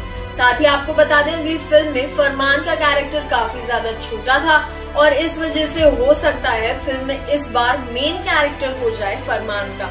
जी हाँ दोस्तों, फरमान रॉकी का काफी क्लोज था और हो भी सकता है कि इस फिल्म में उसका काफी ज्यादा मेन रोल हो। एक समय भारत का मुंबई शहर संकट में था। हाल के वर्षों में आबादी में विस्फोट हुआ था। रॉकी एक उज्जवल और महत्वाकांक्षी बच्चा था, हमेशा सीखने और अपने आसपास की दुनिया का पता लगाने के लिए उत्सुक रहता था। एक दिन वो तस्करी की दुनिया से रूबरू हुआ और उसे अंततः अपने लिए एक नाम बनाने और गरीबी से बचने के तरीके के रूप देखा। अपने काम के खतरे और इलीगलिटीज के बावजूद रॉकी का कारोबार फलता फूलता रहा और वो जल्द ही शहर के सबसे सफल तस्करों में से एक बन गया। जैसे जैसे उनका धन और प्रभाव बढ़ता गया वैसे वैसे उनकी महत्वाकांक्षा भी बढ़ती गई। वो मुंबई का सबसे बड़ा तस्कर बनना चाहता था और इसे पूरा करने के लिए वो कुछ भी करने को तैयार था। समय के गुजरते रहने के साथ रॉकी सोने की तस्करी के इस गिरोह का सरगना बन गया और वो जानता था कि सोने के व्यापार के आसपास के जटिल कानूनों को कैसे नेविगेट किया जा सकता है। रॉकी और उसकी तस्करों की टीम ने सोना मढ़वाया, मूर्तियों, गहने और यहाँ तक कि खाद्य पदार्थों सहित विभिन्न रूपों में सोने को छिपाकर भारत से बाहर सोने की तस्करी शुरू कर दी। तस्कर सीमा शुल्क अधिकारियों को रिश्वत देकर भारत से तस्करी का सोना प्राप्त कर रहे हैं, जो अवैध आयात पर आंखें मूंद लेते थे। इसके बाद वे धनी खरीदारों को सोना बेच देते थे जो अवैध सोने के लिए प्रीमियम का भुगतान करने को तैयार थे। खरीदारों में अक्सर अमीर व्यापारी, राजनेता और यहाँ तक कि शाही परिवार के सदस्य भी थे। सोने की तस्करी का गिरोह कई सालों तक बिना पता लगाए काम करता रहा, लेकिन आखिरकार सरकार को शक हुआ। उन्होंने बाजार में सोने की अचानक से जांच शुरू की और अवैध आयात पर नकेल कसना शुरू कर दिया। तो इसके आगे क्या होता है ये हम जानेंगे अगले पार्ट में। आपको बता दें कि एक ऐसी ही कहानी हम लोग देख सकते हैं KGF 3 में। तो आप कितने एक्साइटेड हैं KGF 3 के लिए बताएं हमें कमेंट सेक्शन। दोस्तों, बेंगलुरु के एक infamous rowdy sheeters Joseph Babli की दिन दहाड़े हत्या कर दी गई।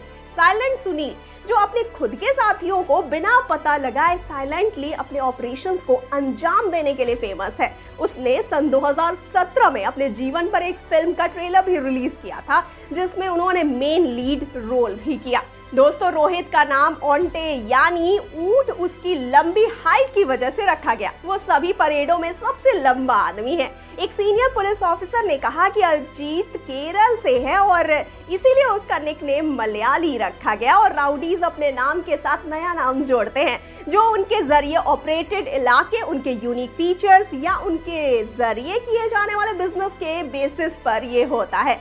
इनफेमस राउडी शीटर्स के पास हमेशा एक लीगल बिजनेस की ढाल होती है, क्योंकि कुछ राउडीज फिल्मी सितारे या पॉलिटिशियंस हैं तो कोई बिजनेसमैन है और यहाँ तक कि इन्फ्लुएंशियल BBMP यानी बृहद बेंगलुरु महानगर पालिका के ठेकेदार भी हैं। साइलेंट सुनील ने BBMP से गार्बेज मैनेजमेंट का टेंडर लिया है। ओंटे रोहित का भी BBMP के साथ कॉन्ट्रैक्ट है और उनका लीगल बिजनेस है। उन्हें बीबीएमपी से टेंडर लेने से कोई नहीं रोक सकता, क्योंकि ऐसा कोई रूल नहीं है जो इन राउडीज को काम लेने से रोक सकता हो।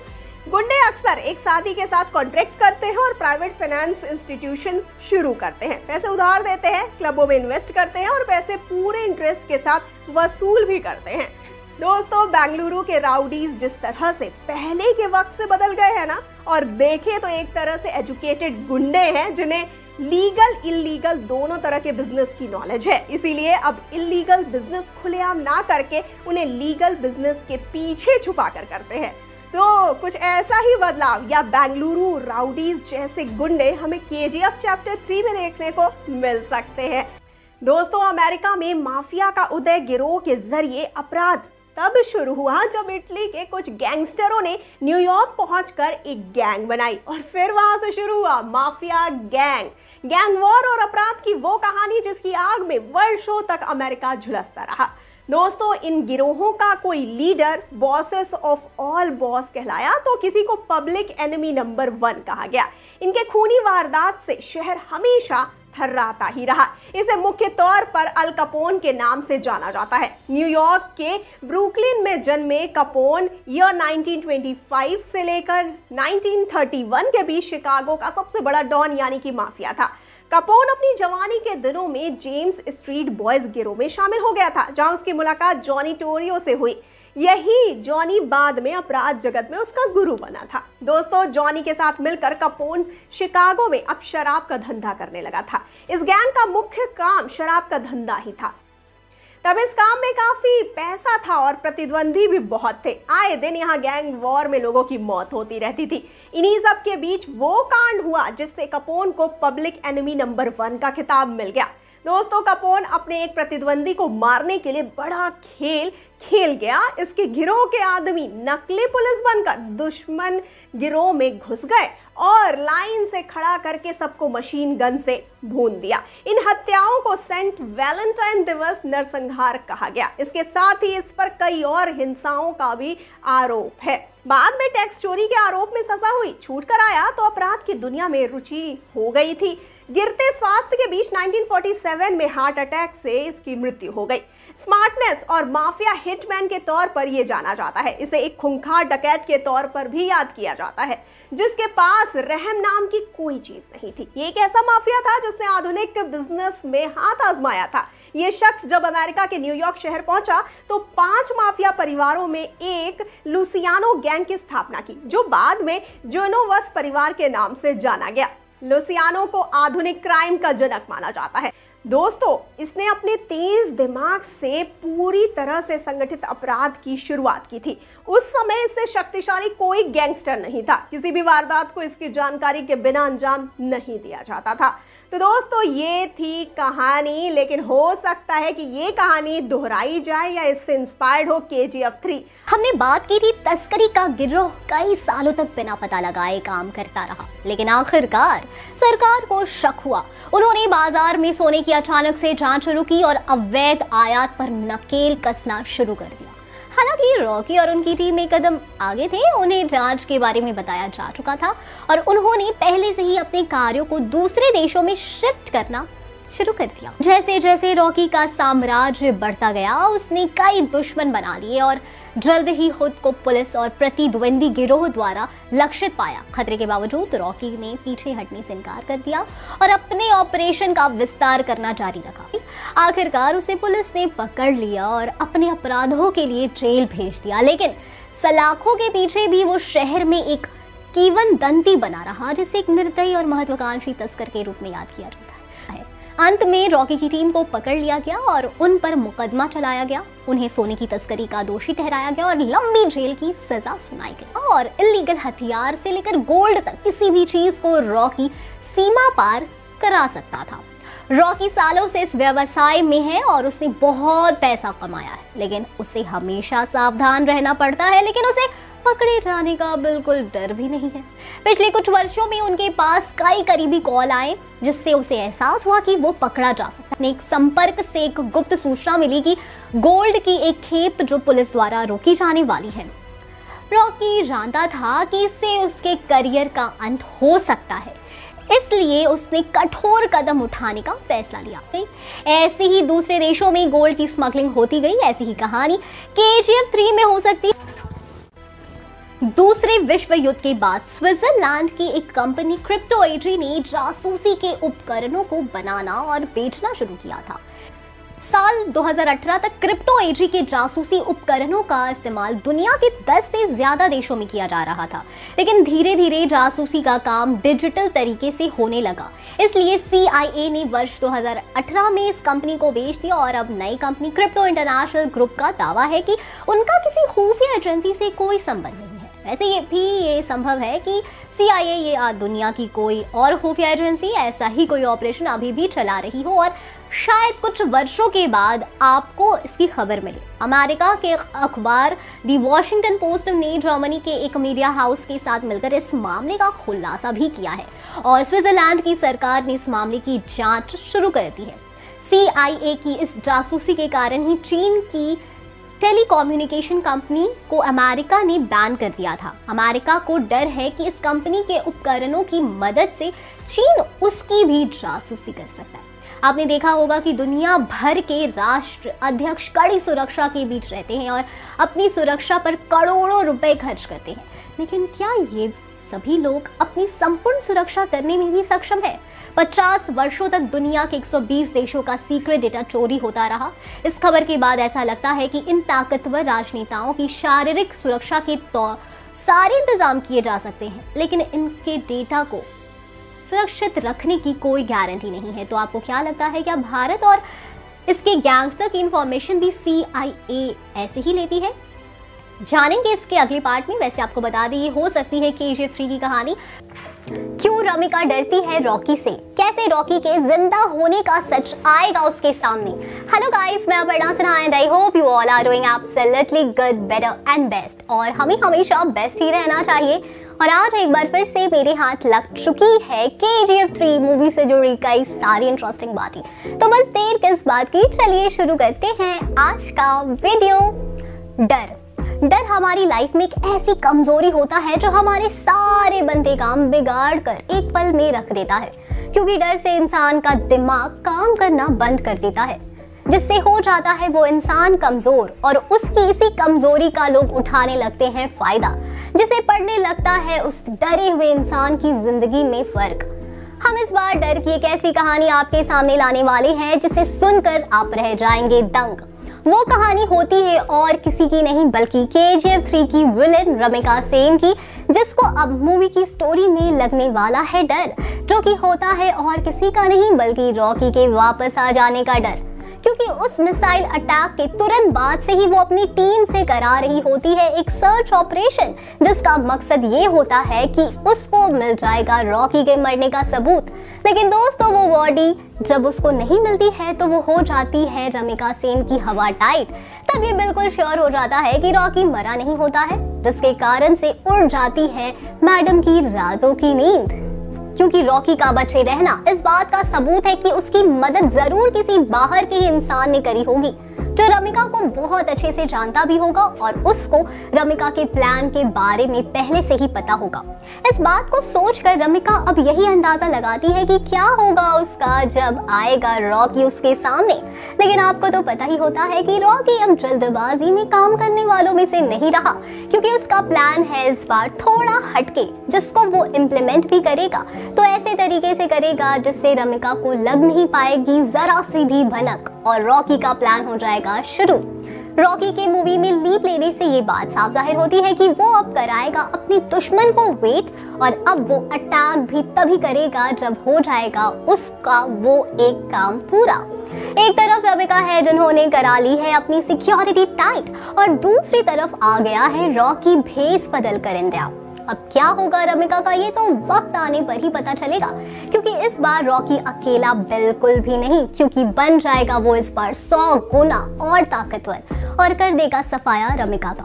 पर कैसे करेगा वो इस प्लान को एग्जीक्यूट, क्योंकि देश के PM को मारना वैसे भी कोई आसान बात तो नहीं है। तो क्या होगी उसकी वो यूनिक प्लानिंग जिससे होगा उसका ये मिशन कंप्लीट। क्या रमिका पहचान पाएगी रॉकी को? क्यों नहीं जा रहा है रॉकी सबसे पहले KGF? क्या होगा रॉकी का वो एक काम? आप अपने ओपिनियन हमारे साथ जरूर शेयर करें। हम फिर मिलेंगे एक नई वीडियो के साथ, तब तक खुश रहें और सेफ रहें। Bye bye.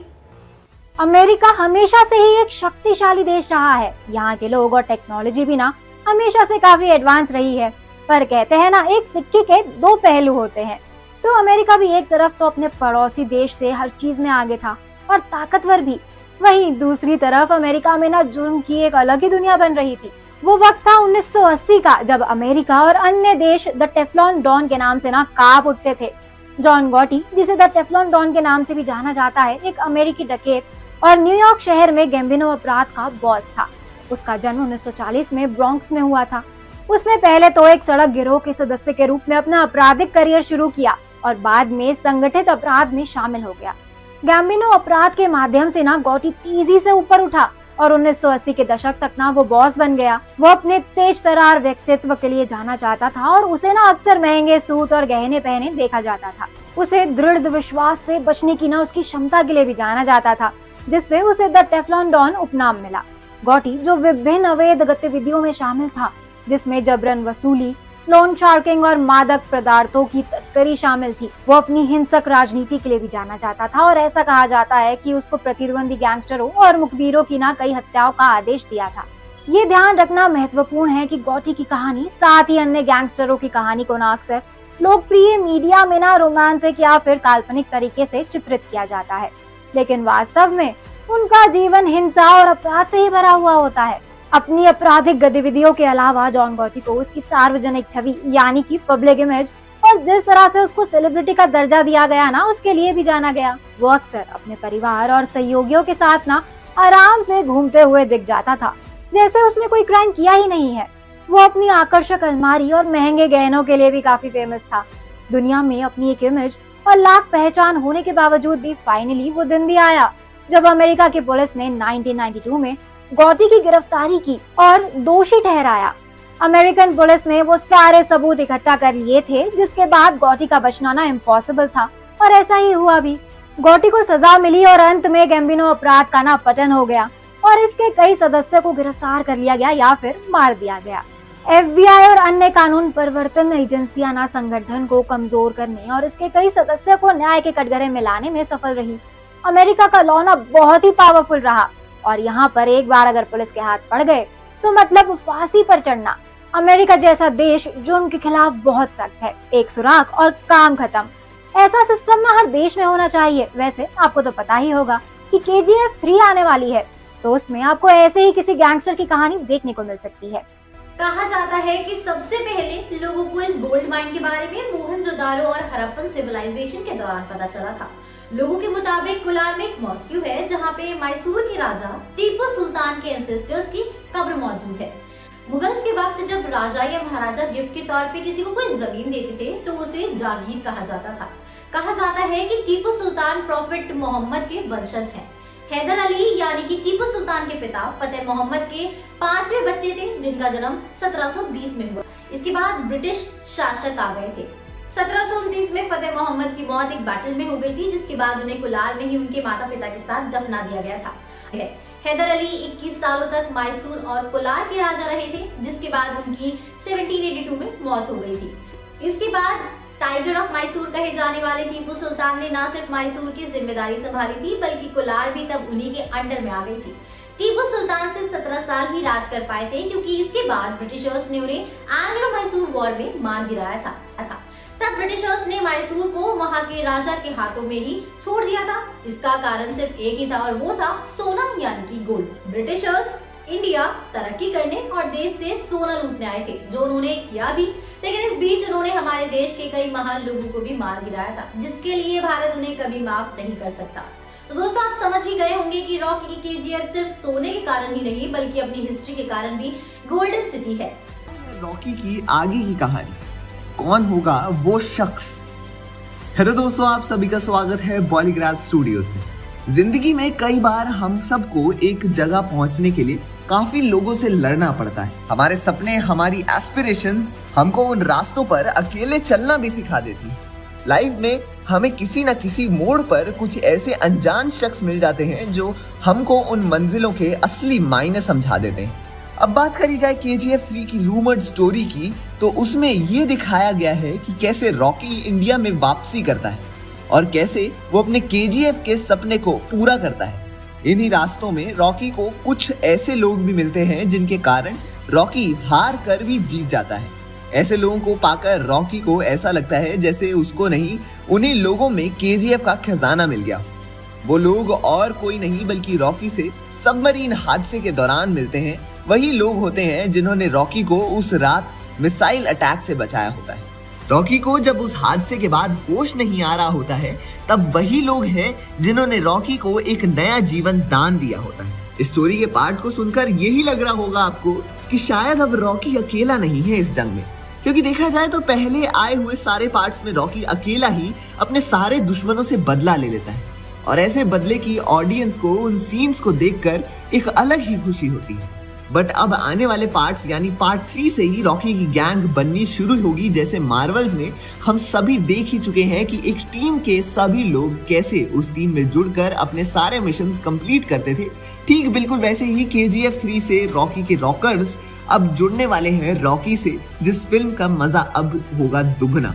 अब आपको लग रहा होगा कि आखिर क्यों कौन कौन इस टीम का मेंबर होगा, तो सुनने में आ रहा है कि पहला शख्स तो वो होगा जिसने बचाई थी रॉकी की जान और जो बनकर आया था उसकी जिंदगी का मसीहा। उस शख्स का नाम है जिमी कार्टर, जिसकी वजह से रॉकी निकल कर आता है मौत के मुंह से।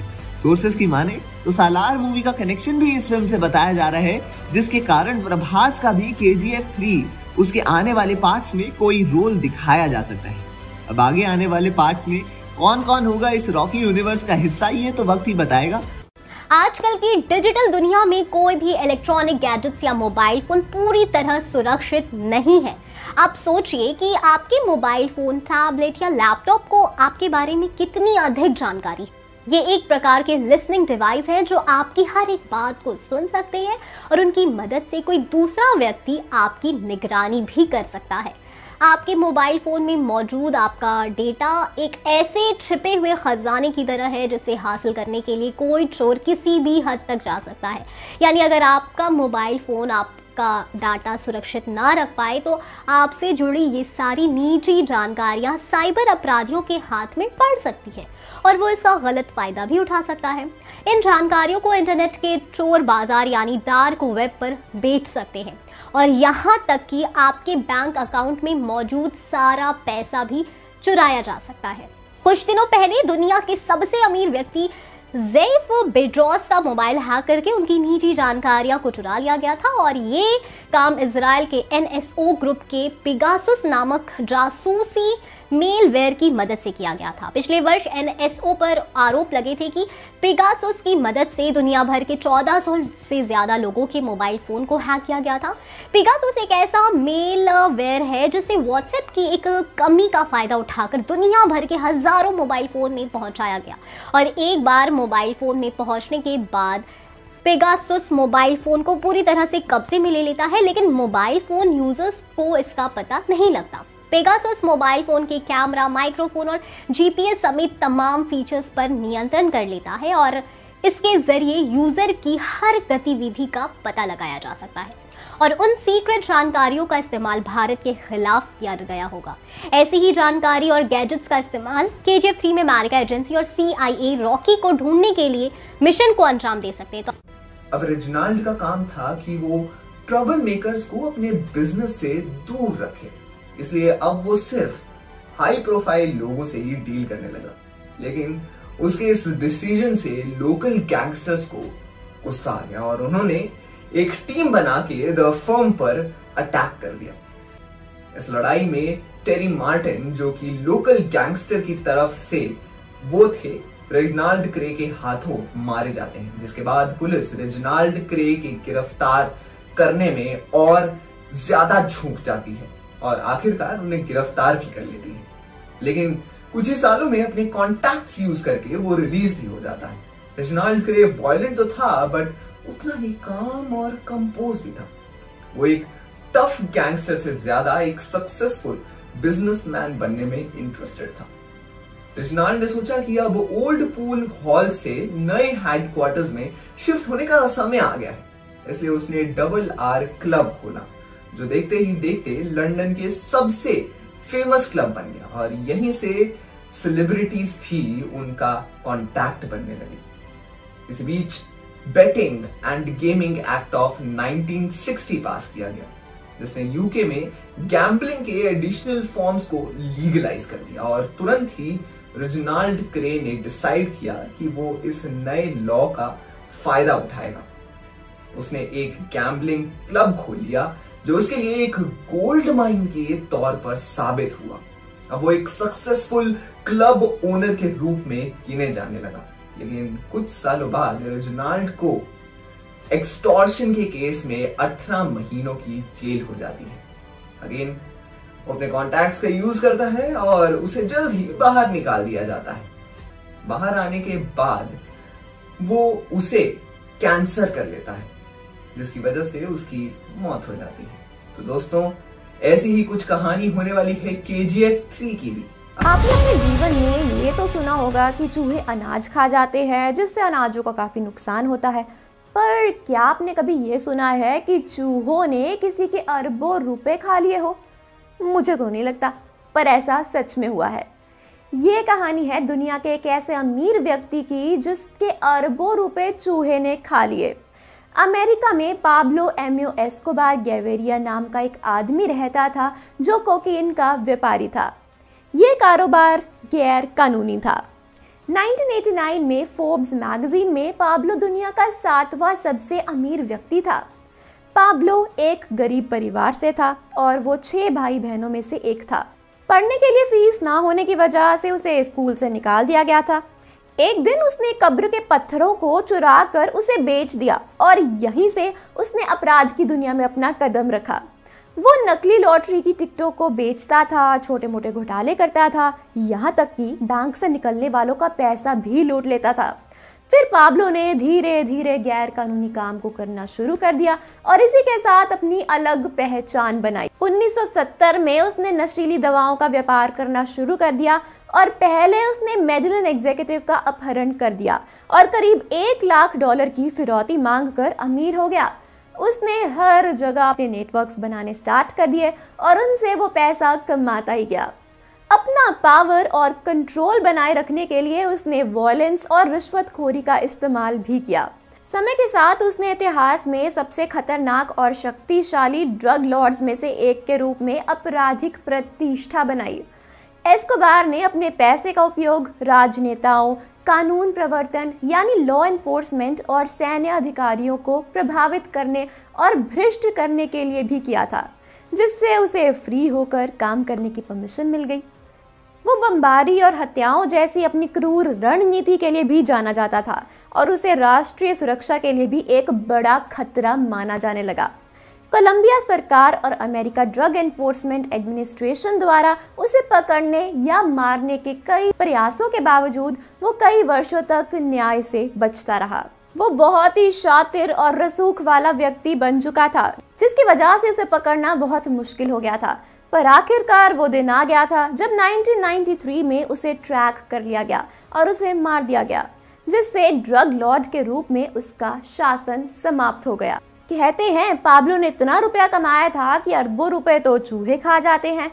एक बिजनेसमैन का फोर्ब्स लिस्ट में आना तो नॉर्मल है, पर एक ड्रग माफिया का आना थोड़ा मुश्किल है, जिसको पाब्लो ने आसान कर दिया था अपने कारनामों से और वो दुनिया का सबसे अमीर और पावरफुल आदमी बन गया था। ऐसी ही अमीरी और ताकत की इच्छा रखने वाले माफिया की कहानी आपको KGF 3 में देखने को मिल सकती है। हाजी मस्तान रुकता है उस होटल का वेटर अपने दोस्त से बात कर रहा होता है और वेटर का दोस्त उस वेटर को कहता है तू आज ठेके पर क्यों नहीं आया? तो वो वेटर कहता है कि बस यार आज थोड़ा बिजी था होटल में। तभी वेटर को मैनेजर देख लेता है और कहता है तुम यहाँ क्या कर रहे हो वेटर? कहता है कुछ नहीं सर। तब मैनेजर वेटर को पूछता है क्या तुमने हाजी मस्तान के रूम में मच्छर मारने की दवाई लगा दी? वेटर कहता है यस सर। हाजी मस्तान का नाम सुनकर वेटर का दोस्त उससे पूछता है तुम्हारे होटल में हाजी मस्तान रुका हुआ है? वो वेटर कहता है हाँ क्यों? इतनी सी बात सुनकर उसका दोस्त कुछ नहीं कहता और वेटर को कहता है कि चल मैं चलता हूँ। फिर वेटर का दोस्त ये बात पूरे बनारस में फैला देता है कि बनारस में हाजी मस्तान आया हुआ है। हाजी मस्तान का नाम उस टाइम बहुत ही फैला हुआ था और हाजी मस्तान का नाम सुनते ही बनारस के लाखों लोग हाजी मस्तान को मिलने आते हैं। होटल के चारों तरफ भीड़ ही भीड़ होती है, लोग हाजी मस्तान को मिलते हैं और बेहद खुश होते हैं। इतनी भीड़ को देखकर एक आदमी होटल के पास से गुजर रहा होता है तो वो इतनी भीड़ को देखकर भीड़ में खड़े एक आदमी को बुलाता है और उसे पूछता है और कहता है, यार एक बात बताओ, आज इस होटल के बाहर इतनी भीड़ क्यों लगी हुई है? कोई हीरो आया है क्या? तब भीड़ में से आया हुआ आदमी कहता है, हीरो नहीं लेकिन हीरो जैसा ही है, हाजी मस्तान आया हुआ है। अनजान आदमी कहता है, हाजी मस्तान? ये कौन है? भीड़ से बाहर आया आदमी कहता है, तुम हाजी मस्तान को नहीं जानते? अरे ये मुंबई का बहुत बड़ा गुंडा है। इतनी बात बोलकर दोनों चले जाते हैं। दोस्तों, जैसे कि आपने पिछली कहानी में देखा किस प्रकार हाजी मस्तान गालिब द्वारा दिए गए बैग को छुपा कर रखता है। हाजी मस्तान रेलवे स्टेशन के अंदर जैसे ही घुसता है उसे थोड़ी ही दूर शेर खान किसी अन्य से हफ्ता वसूल कर रहा होता दिखाई देता है। हाजी मस्तान चुपचाप से अपनी जेब से पैसे निकालते हैं और शेर खान पठान को पैसे दे देता है। जब हाजी मस्तान खाना खा रहा होता है तब उसकी नजर पड़ती है एक ट्रेन पर जो वापस लौट कर आई है।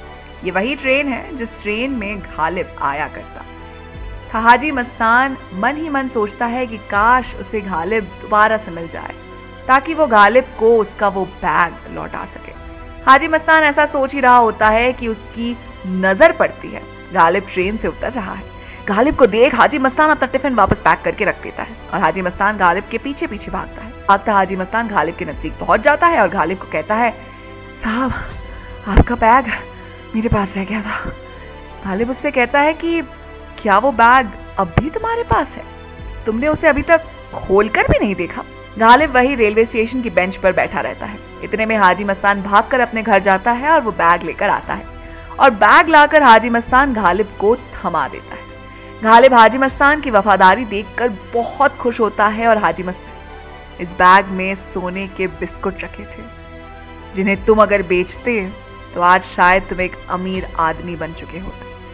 तो दोस्तों, ऐसी ही कुछ कहानी हो सकती है KGF 3 की। आज की ये कहानी मुंबई के एक ऐसे गैंगस्टर के बारे में है जिसकी जिंदगी खुद ही एक फुल एक्शन ड्रामा फिल्म से कम नहीं है। ये कहानी है मुंबई के महेंद्र डोलस उर्फ माया डोलस की।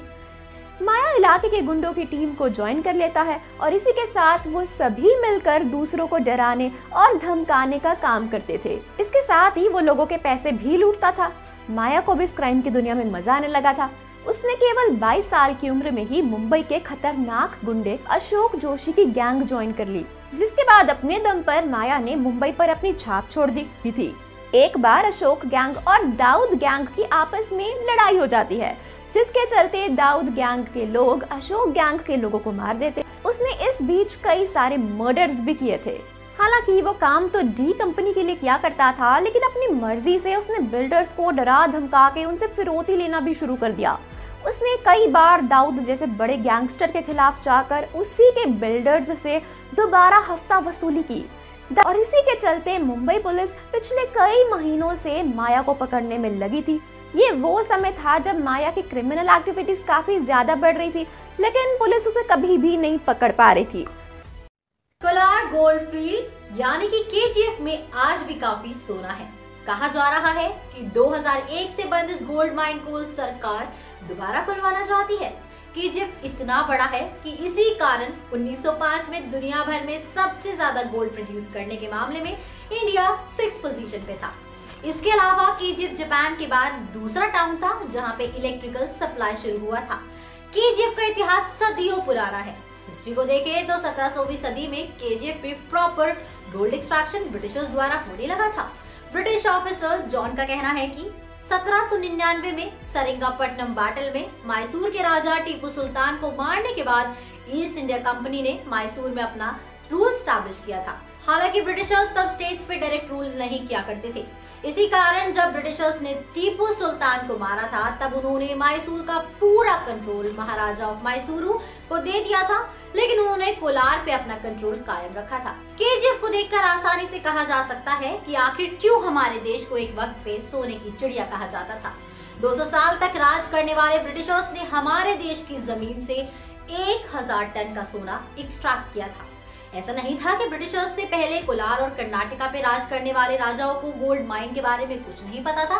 असल में ब्रिटिशर्स से पहले कई राजाओं ने गोल्ड को एक्सट्रैक्ट करने की कोशिश की थी, लेकिन उनके पास क्योंकि गोल्ड एक्सट्रैक्शन के प्रॉपर रिसोर्सेज नहीं थे, इसी कारण वो सोने को निकालने में नाकामयाब रहे थे। वहीं फिल्म केजीएफ में दिखाए गए सीन्स लगभग सही थे। ब्रिटिश राज के दौरान गोल्ड माइन में 30,000 से भी ज्यादा ऊपर लेबर काम करते थे, जिन्हें काफी परेशान किया जाता था। लेबर्स को मशीन की तरह ट्रीट किया जाता था, उनसे दिन रात काम करवाया जाता था। वहीं अगर कोई लेबर कमजोर या किसी और कारण से काम करने से मना कर देता था तो उसे मौके पर ही मार दिया जाता था। एक तरह से वो दौर कुछ ऐसा था जहां हमारे ही देश की मिट्टी से सोना लेकर हमारे ही देश के लोगों को टॉर्चर किया जा रहा था। अब जिस तरह से फिल्म केजीएफ में अधीरा यानी कि संजय दत्त के द्वारा लेबर्स को टॉर्चर किया जा रहा था, कुछ ऐसा ही उस वक्त में भी होता था। लेकिन जब पॉलिश हिस्ट्री की बात होती है तो ऐसा कहा जाएगा कि किस तरह से ब्रिटिशर्स के इन्फ्लुएंस में रहकर कोलार में ज्यादातर इंडियंस इंजीनियर्स और डॉक्टर बन रहे थे। लेकिन कोई ये नहीं बताएगा कि ब्रिटिशर्स जानकर कुछ लोगों को पढ़ा रहे थे ताकि वो इंजीनियर्स के थ्रू गोल्ड माइन को अच्छे से ऑपरेट कर पाए। अब रॉकी पर अगर वापस आए तो जिस तरह से उसने एक वक्त पे गोल्ड का सपना देखा था, तो कुछ इसी तरह से एक आयरिश सोल्जर ने भी ऐसा ही सपना देखा था। 1850s में माइकल नाम का एक आयरिश सोल्जर न्यूजीलैंड में युद्ध लड़ने के बाद बैंगलोर में अपना इलाज करवाने आया था। उसी दौरान माइकल को कोलार में लोकल गोल्ड माइन के बारे में पता चला, जो असल में केजीएफ था। आयरलैंड तब ब्रिटेन का ही हिस्सा था, इसी कारण आयरिश और ब्रिटिश तब एक ही थे। जब माइकल ने कोलार के गोल्ड माइन के बारे में सुना तो वो भी रॉकी की तरह गोल्ड हासिल करने का सपना देखने लग गया था। इसी के बाद माइकल कोलार पे रिसर्च करने लगा। अब जब माइकल कोलार गोल्ड फील्ड पहुंचे तो वहां पे खाली गड्ढों को देखकर वो काफी एक्साइटेड हो गए थे। कुछ गड्ढे 250 फीट तक गहरे थे तो कुछ उससे भी ज्यादा गहरे थे। माइकल ने मिट्टी की दीवार पे पैरों के निशान भी देखे थे। इसके अलावा माइकल की नजर कुछ एंशिएंट इक्विपमेंट्स पे भी पड़ी थी जिसका इस्तेमाल माइनिंग के लिए होता था। हालांकि वो जगह एकदम खाली थी, ना ही वहां पे कोई माइनर्स थे और ना ही कोई सोना। माइकल पहले इंसान नहीं थे जिन्होंने इस इलाके में गोल्ड होने का दावा किया था। इससे पहले 77 AD में रोमन हिस्टोरियन प्लिनी, जो एक दौर में कोलार के इलाके से गुजरे थे, उन्होंने इस इलाके में सिल्वर और गोल्ड माइनिंग होने की बात कही थी। कैसी हीरोइन जिसे हर कोई पसंद करता है, आखिर एक डॉन के साथ कोई रिश्ता क्यों रखेगी और इस रिश्ते की वजह से उसको काटने पड़ेंगे जेल के चक्कर। ये किसी फिल्म से कम नहीं लगती और साथ ही ऐसे खतरनाक गैंगस्टर से रिश्ता रखना कोई आसान काम नहीं है। लेकिन आखिर प्यार के सामने कोई कुछ कर पाया है क्या? दोस्तों, वो कहते हैं ना कि प्यार कोई जाति, धर्म या रंग रूप नहीं देखता है। जब किसी आदमी को प्यार होता है तो उसे केवल वही इंसान अच्छा लगता है। अक्सर हमने फिल्मों में ऐसी कई प्रेम कहानियां देखी हैं जब एक लड़की को किसी क्रिमिनल नेचर के इंसान या किसी गैंगस्टर से प्यार हो गया। पर्दे पर इस तरह की स्टोरी देखने में बेहद ही अट्रैक्टिव लगती है, लेकिन रियल लाइफ में शायद ही कोई लड़की किसी गैंगस्टर या अंडरवर्ल्ड के साथ अपना नाम जोड़ना चाहे। हालांकि फिल्मी दुनिया सामान्य दुनिया से काफी अलग है। यहाँ पर अक्सर कलाकारों का बहुत बड़े नामों से कनेक्शन होता है। कभी कभी ये कलाकार अंडरवर्ल्ड से जुड़े कुछ लोगों से कॉन्टेक्ट में भी आ जाते हैं। लेकिन किसी एक्ट्रेस को गैंगस्टर से प्यार हो जाए, ये थोड़ा हैरान कर देने वाला है। हालांकि ऐसे कई एक्ट्रेसेस रह चुकी हैं जो रियल लाइफ गैंगस्टर के प्यार में पड़ी और इसके कारण कुछ अभिनेत्रियों को बाद में परेशानी भी झेलनी पड़ी। मोनिका बेदी ने पर्दे पर कई बड़े सितारों के साथ काम किया है। हालांकि वो अपनी प्रोफेशनल लाइफ से ज्यादा अपनी पर्सनल लाइफ को लेकर ही हमेशा न्यूज में रही हैं। मोनिका बेदी का रिश्ता अंडरवर्ल्ड डॉन अबू सलेम के साथ रहा। अबू सलेम ने ये भी दावा किया था कि उनकी मोनिका बेदी से शादी हो चुकी है। हालांकि उन्होंने इसे कभी नहीं एक्सेप्ट किया। लेकिन मोनिका और अबू सलेम की मुलाकात 1998 में दुबई के एक शो में हुई थी, जिसके बाद उन दोनों में नजदीकियां बढ़ने लगी। कहा जाता था कि अबू सलेम मोनिका को फिल्म में कास्ट करने के लिए निर्माताओं और निर्देशकों को धमकी भी दिया करते थे। दोस्तों हालांकि बाद में नकली पासपोर्ट का इस्तेमाल करके पुर्तगाल में एंटर करने के लिए मोनिका बेदी और अबू सलीम को हिरासत में ले लिया गया और मोनिका बेदी को भारत वापस भेज दिया गया था। इंडिया में भी मोनिका को जेल में एक लंबा वक्त बिताना पड़ा था क्योंकि ऐसे गैंगस्टर से कनेक्शन एक बड़ी बात थी। तो दोस्तों क्या लगता है आपको, क्या गैंगस्टर की कहानी ऐसी कोई हम देख सकते हैं क्या KGF 3 में? दोस्तों ऐसी दिलचस्प और रियल घटनाओं को हम बड़े पर्दे पर देखते हैं ना, तो वो हमें कुछ अलग ही महसूस करवाती है और रियल से रियल कहानी का ये सफर एक ऐसा जादू कर जाता है जो कि क्रिटिक्स से लेकर आम दर्शकों के दिल को छू जाता है। अब इसी के साथ दोस्तों मैं श्रुति लेती हूँ आपसे इजाजत। तब तक के लिए आप हमारी वीडियो को कर दीजिए फटाफट से लाइक और शेयर। जैसा कि हमने लास्ट वीडियो में डिस्कस किया था कि KGF 3 की स्टार्टिंग कैसे होने वाली है और कैसे मेकर्स ने KGF 3 की एंडिंग में हमें कंफ्यूज किया। जहां एक तरफ KGF चैप्टर 3 का नया ड्राफ्ट ओपन हो रहा था, वहीं दूसरी तरफ रमिका सेन रॉकी के उन 3 साल के फॉरेन क्राइम्स की रिपोर्ट देखने जा रही थी।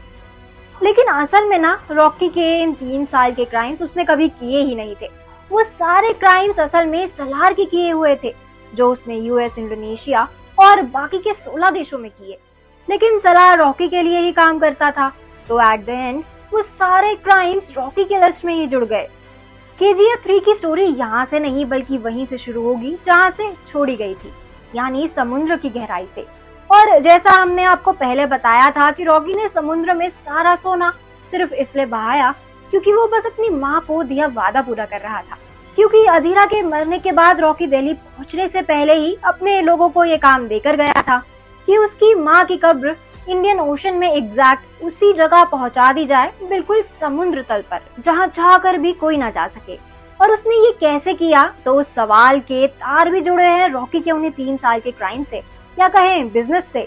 सलार जहां रॉकी के गोल्ड को सप्लाई करता था, वहां से उसने हाईटेक मशीनरी, वेपन्स और बड़े बड़े जहाज उठाए थे, जिसमें से कुछ उसके चॉपर्स थे, कुछ शिप्स थे, कुछ प्राइवेट जेट्स और 2 सबमरीन।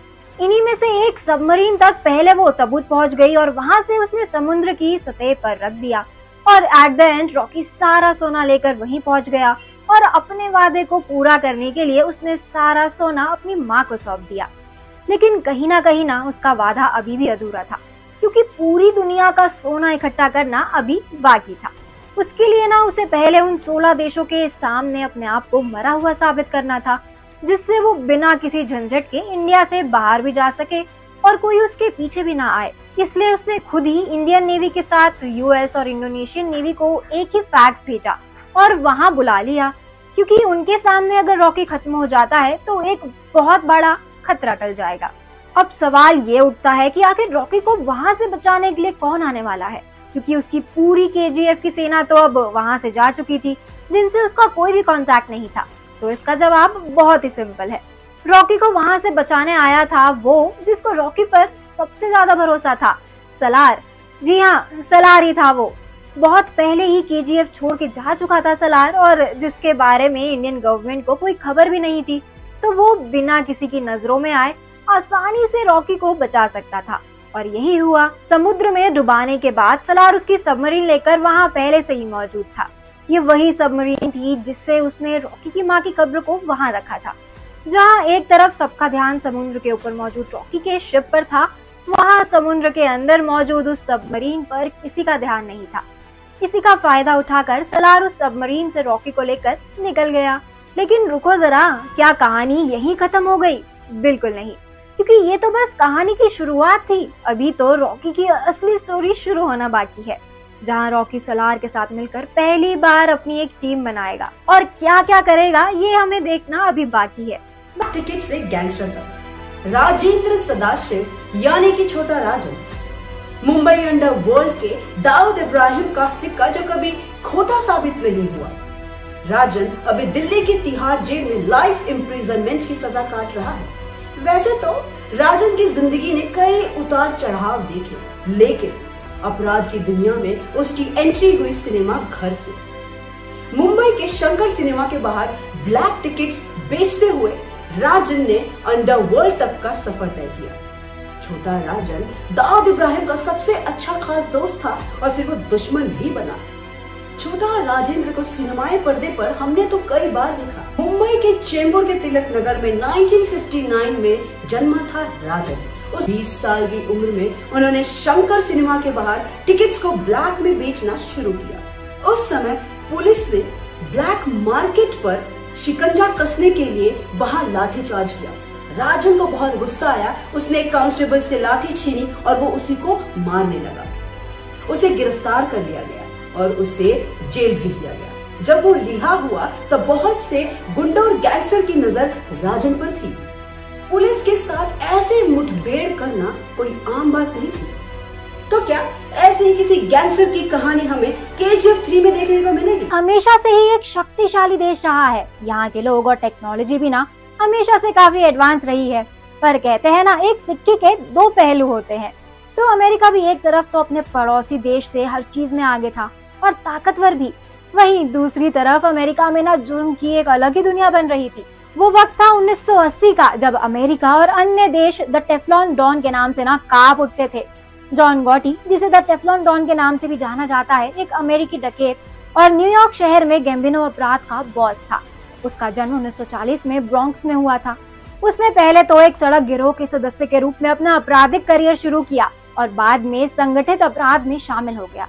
गैम्बिनो अपराध के माध्यम से ना गॉटी तेजी से ऊपर उठा और 1980 के दशक तक ना वो बॉस बन गया। वो अपने तेज तरार व्यक्तित्व के लिए जाना जाता था और उसे ना अक्सर महंगे सूट और गहने पहने देखा जाता था। उसे दृढ़ विश्वास से बचने की ना उसकी क्षमता के लिए भी जाना जाता था, जिससे उसे द टेफ्लॉन डॉन उपनाम मिला। गॉटी, जो विभिन्न अवैध गतिविधियों में शामिल था, जिसमें जबरन वसूली, लोन शार्किंग और मादक पदार्थों की तस्करी शामिल थी, वो अपनी हिंसक राजनीति के लिए भी जाना जाता था और ऐसा कहा जाता है कि उसको प्रतिद्वंदी गैंगस्टरों और मुखबिरों की ना कई हत्याओं का आदेश दिया था। ये ध्यान रखना महत्वपूर्ण है कि गॉटी की कहानी साथ ही अन्य गैंगस्टरों की कहानी को ना अक्सर लोकप्रिय मीडिया में ना रोमांटिक या फिर काल्पनिक तरीके से चित्रित किया जाता है, लेकिन वास्तव में उनका जीवन हिंसा और अपराध से ही भरा हुआ होता है। अपनी आपराधिक गतिविधियों के अलावा जॉन गॉटी को उसकी सार्वजनिक छवि यानी कि पब्लिक इमेज और जिस तरह से उसको सेलिब्रिटी का दर्जा दिया गया ना, उसके लिए भी जाना गया। वो अक्सर अपने परिवार और सहयोगियों के साथ ना आराम से घूमते हुए दिख जाता था, जैसे उसने कोई क्राइम किया ही नहीं है। वो अपनी आकर्षक अलमारी और महंगे गहनों के लिए भी काफी फेमस था।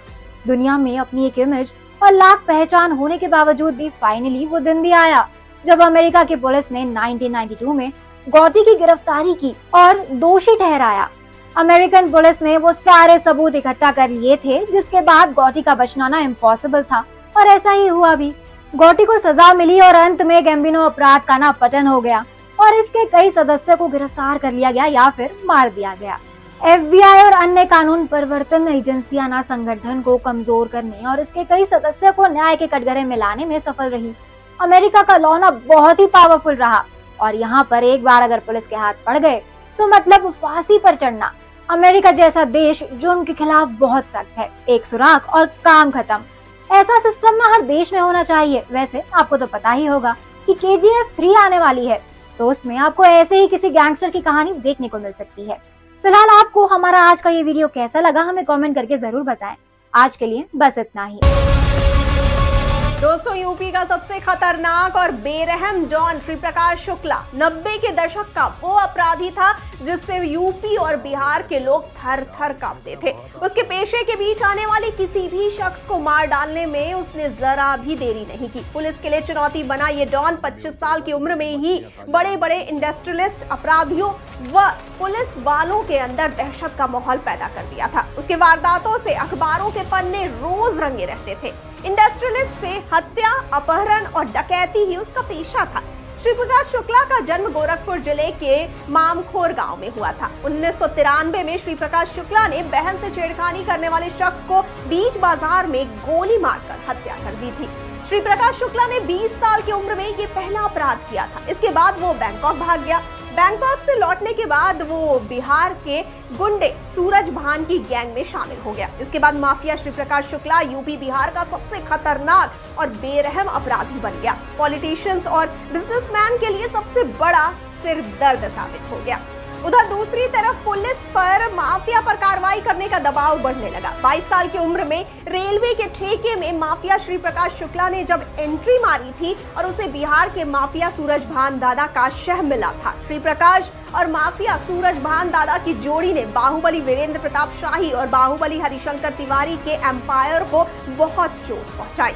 वह दौर रेलवे के अफसरों के लिए चुनौती बन गया था। माफिया श्री प्रकाश शुक्ला के नाम से बड़े बड़े गुंडे अंडरग्राउंड हो गए और खुद को रेलवे के ठेकेदारों से दूर कर लिया। उस वक्त रेलवे का टेंडर लेना मतलब मौत को दावत देना जैसा था। बंदूक की नोक पर वो ठेकेदारी अपने नाम करवा लेता था। हालांकि माफिया श्री प्रकाश के एनकाउंटर के बाद भी ये सिलसिला काफी समय तक जारी रहा। डॉन श्री प्रकाश शुक्ला के आतंक का अंदाजा आप इस बात से लगा सकते हैं कि साल 1997 में बाहुबली राजनेता वीरेंद्र शाही को उसने दिन दहाड़े मौत के घाट उतार दिया था। यही नहीं, उसने 13 जून 1998 को पटना के इंदिरा गांधी हॉस्पिटल के बाहर बिहार सरकार के मंत्री ब्रिज बिहारी प्रसाद को उनके सुरक्षा कर्मियों के सामने ही गोली मारकर हत्या कर दी। इस घटना में AK-47 राइफल का इस्तेमाल कर सनसनी फैला दी थी। 23 सितंबर 1998 को STF के अरुण कुमार को खबर मिली कि श्री प्रकाश शुक्ला दिल्ली से गाजियाबाद की तरफ आ रहा है। जैसे ही उसकी कार वसुंधरा एनक्लेव को पार की, STF की टीम ने पीछा करना शुरू कर दिया। उस वक्त डॉन को जरा भी शक नहीं हुआ था कि उसके पीछे STF है। जैसे ही उसकी कार सुनसान इलाके में पहुंची, STF की टीम ने अचानक उसकी कार को ओवरटेक कर उसका रास्ता रोक दिया। पुलिस ने उसे सरेंडर करने को कहा, लेकिन उसने नहीं माना और फायरिंग शुरू कर दी और वो जवाबी कार्रवाई में मारा गया। तो दोस्तों, क्या लगता है, क्या गैंगस्टर की इस कहानी को हम देख सकते हैं आने वाली फिल्म KGF चैप्टर 3 में? दोस्तों, तमिलनाडु के एक छोटे से गांव में 1926 में हाजी मस्तान का जन्म हुआ था। 1926 वही समय है जब मुंबई में मोटर बस की शुरुआत हुई थी और हाजी 8 साल की उम्र में 1934 में समुद्री रास्ते से मुंबई पहुंचा था, जब भारत में महात्मा गांधी ने कांग्रेस से इस्तीफा दे दिया था। मुंबई में हज पर जाने वाले यात्रियों के लिए बने मुसाफिर घर के ठीक बगल में हाजी मस्तान के पिताजी ने साइकिल का पंचर लगाने की दुकान खोली थी। इस दुकान का नंबर 7 था। हाजी मस्तान अपनी दुकान पर बैठकर साइकिल के पंचर लगाता था। पंचर की दुकान इतनी चलती नहीं थी, इसीलिए मस्तान ने हज यात्रा पर जाने वाले यात्रियों के लिए इंदिरा डाक पर जहाज पर कूली का काम करने का फैसला किया, जहां पर उसे लोगों का सामान उठाना था। हाजी मस्तान ने यह देखा कि हज यात्रियों की जांच और तलाशी नहीं होती है। जहाज से उतरने के बाद हाजी लोग सीधे बाहर निकल जाते हैं। हज यात्री कितना भी सामान लाए, कोई पूछने वाला ही नहीं था। हाजियों के साथ हज से वापसी में हाजी मस्तान उनके खजूर के डिब्बे में डालकर सोना चांदी भरकर मुंबई लाने लगा। खजूर का डिब्बा उस समय 20 से 25 किलो का होता था। उसमें भरकर लोग आसानी से जिद्दा से सोना ले आते थे। हाजी मस्तान ने सोने की इसी स्मगलिंग के जरिए शुरुआत में पैसे कमाए और मुंबई के अंडरवर्ल्ड का पहला डॉन बना। 1960 के दशक में भारतीयों के लिए हज यात्रा का रास्ता मुंबई से समुद्र के रास्ते जहाज द्वारा जाने का ही था। मुंबई से ही हज यात्रा संभव होने के कारण देश भर के हाजी मुंबई आते थे। यही सरकार उन्हें वीजा देती थी और यहाँ से 90 दिन के सफर पर हज यात्री निकल जाते थे। हाजी मस्तान के साथ कई और कूली भी सोना चांदी की तस्करी में जुट गए। हाजी मस्तान के साथ अशरफ रहमान उर्फ लल्लू और मोहम्मद नूर उर्फ नूरा भी सोने चांदी की तस्करी करते थे। जब भी जेद्दा से सोना आता था, मस्तान के लोग नूरा की एम्बेसडर कार जिसका नंबर 28 था, उसमें सोना चांदी रखकर बाहर निकल जाते थे। करीब 10 साल तक सोने चांदी की स्मगलिंग करने के बाद साल 1970 में हाजी मस्तान ने बहुत पैसा कमा लिया।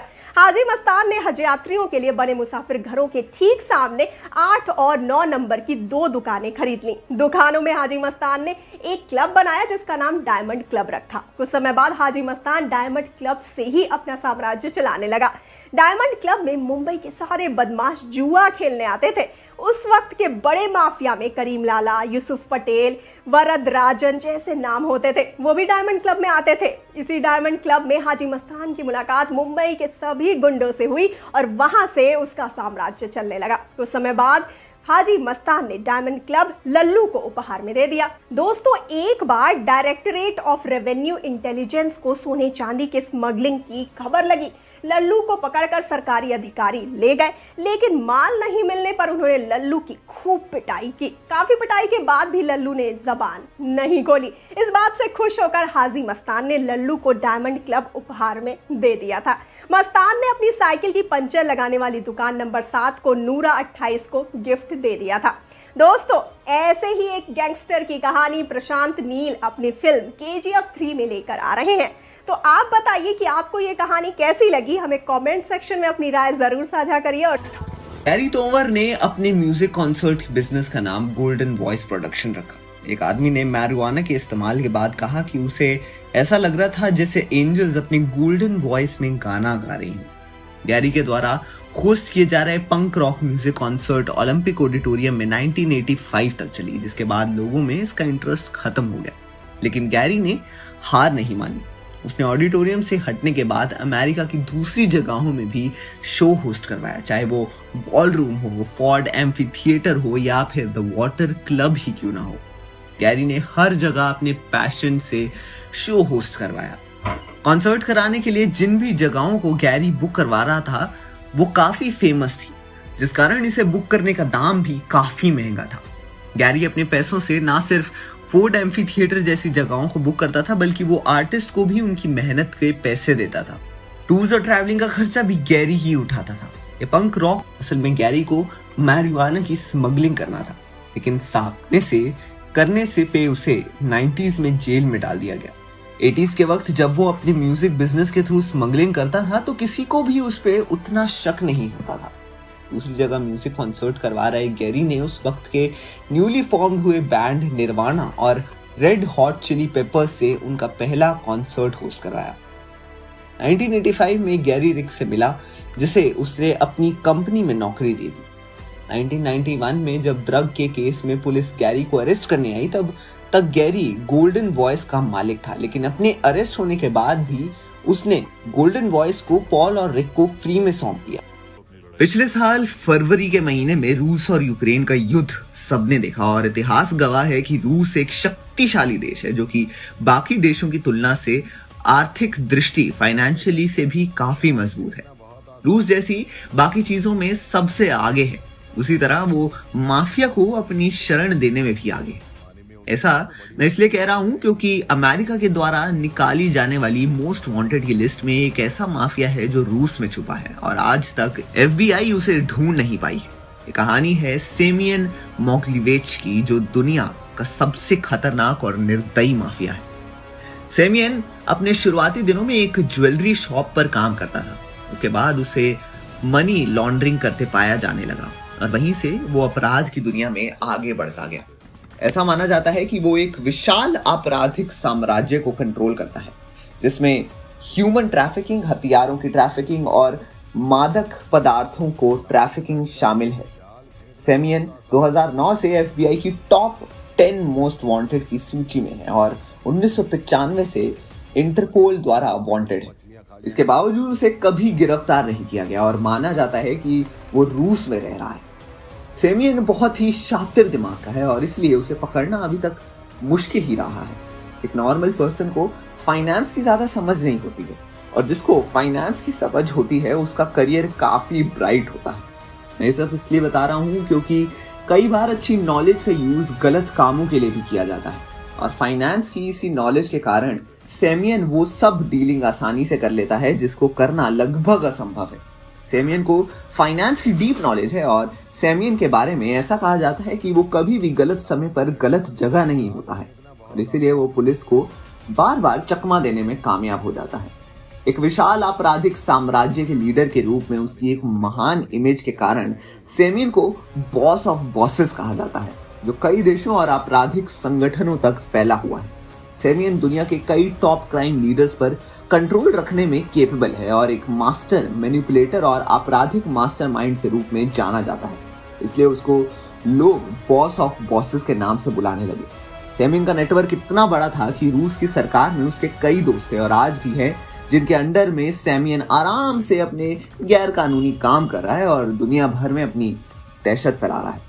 अपराध को अंजाम देना और दुनिया भर में दहशत फैलाने वाले ऐसे ही एक माफिया की कहानी आपको आने वाली फिल्म KGF चैप्टर 3 में देखने को मिल सकती है। तो आपके क्या विचार हैं, हमें कमेंट सेक्शन में अपनी राय जरूर बताएं और देखते रहिए हमारा चैनल बॉलीग्राड स्टूडियोज। साउथ की ऐसी मूवी कि जिसने सबको चौंका देने वाले रिकॉर्ड बनाए और एक और रिकॉर्ड बनाने के लिए KGF 3 अब आ रही है। बता दें कि KGF चैप्टर 1 और 2 के सारे डब्ड वर्जन को भारत में एक साथ रिलीज किया गया था, साथ ही काफी बड़े लेवल पर शूट किया गया और इस फिल्म के विजुअल और ट्रेलर देखने के बाद ये किसी हॉलीवुड फिल्म से कम नहीं लग रही थी। KGF फ्रेंचाइज को लेकर नॉर्थ साइड में ज्यादातर लोग इसीलिए भी उत्सुक है क्योंकि वो इसके पहले बाहुबली द बिगिनिंग और बाहुबली द कंक्लूजन के अंदर साउथ की फिल्म का कमाल देख चुके थे कि वो कितने बड़ी लेवल पर अपनी फिल्मों की शूटिंग करते हैं और अपनी फिल्म को बनाने में कितनी मेहनत करते हैं। हालांकि बाहुबली की पूरी सीरीज तेलुगु में शूट की गई थी और KGF पूरी की पूरी कन्नड़ भाषा में शूट की गई थी। अब की बार भी KGF 3 को कन्नड़ में बनाया जाएगा, लेकिन हिंदी में भी इसे शूट किया जाएगा। फिल्म KGF फ्रेंचाइज से लोगों की उम्मीद जितनी ज्यादा थी उससे कहीं ज्यादा उम्मीद लोगों को KGF 3 से है, क्योंकि प्रशांत नील ने फिल्म का एक अलग लेवल सेट कर दिया है और क्योंकि फिल्म अब इंटरनेशनल लेवल पर बन रही है। KGF चैप्टर 1 और 2 फिल्म के अंदर म्यूजिक डायरेक्टर, सिनेमेटोग्राफी और एडिटर के तौर पर प्रशांत नील की पहली फिल्म उग्राम की टीम के द्वारा ही तैयार किया गया था। चलिए आपको बताते हैं वेस्ट यूपी के सबसे बाहुबली और खतरनाक गैंगस्टर सुंदर भाटी की कहानी। जब नोएडा में उद्योग लगने लगे तो सुंदर ने रंगदारी और उगाही का काम शुरू कर दिया। 92 में जब नोएडा बना था और तभी इसका उदय हुआ था। फिर कुछ लोकल नेताओं ने चुनावों में उसका इस्तेमाल शुरू कर दिया। पंकज पाराशर बताते हैं कि साल 1997 में नोएडा, दादरी और जेवर जोड़कर गौतम बुद्ध नगर जिला बना था। सुंदर भाटी ने उद्योगपतियों और बड़े कारोबारियों से रंगदारी वसूलनी शुरू कर दी थी। वे कहते हैं रंगदारी वसूलने को लेकर कुछ हत्याएं भी हुई, जिनके आरोप सुंदर भाटी गैंग पर लगे। एक वक्त के बाद बदमाश राजनीति की ओर भागता है। इसका राइवल गैंग था उस दौर में नरेश भाटी। नरेश जिला पंचायत अध्यक्ष बन गया था। जिला पंचायत अध्यक्ष रहते हुए उसका कत्ल हुआ था। यह आरोप भी सुंदर भाटी पर था। उस मामले में गवाह और सबूत नहीं मिले थे और भाटी व अन्य बरी हो गए थे। आपको बता दें कि पिछले 7 साल से सुंदर भाटी जेल में है। पुलिस ने उसे साल 2014 में ग्रेटर नोएडा के घंगोला से गिरफ्तार किया था। फिलहाल वो यूपी की सोनभद्र जेल में बंद है। ग्रेटर नोएडा में सुंदर भाटी का गैंग D11 के नाम से पुलिस की फाइल में दर्ज है। तो एक ऐसी ही कहानी मेकर्स KGF 3 में दिखा सकते हैं, जिसमें कोई गैंगस्टर और उसके राइवल की कहानी होगी। सलीम कैसे बन गया गैंगस्टर?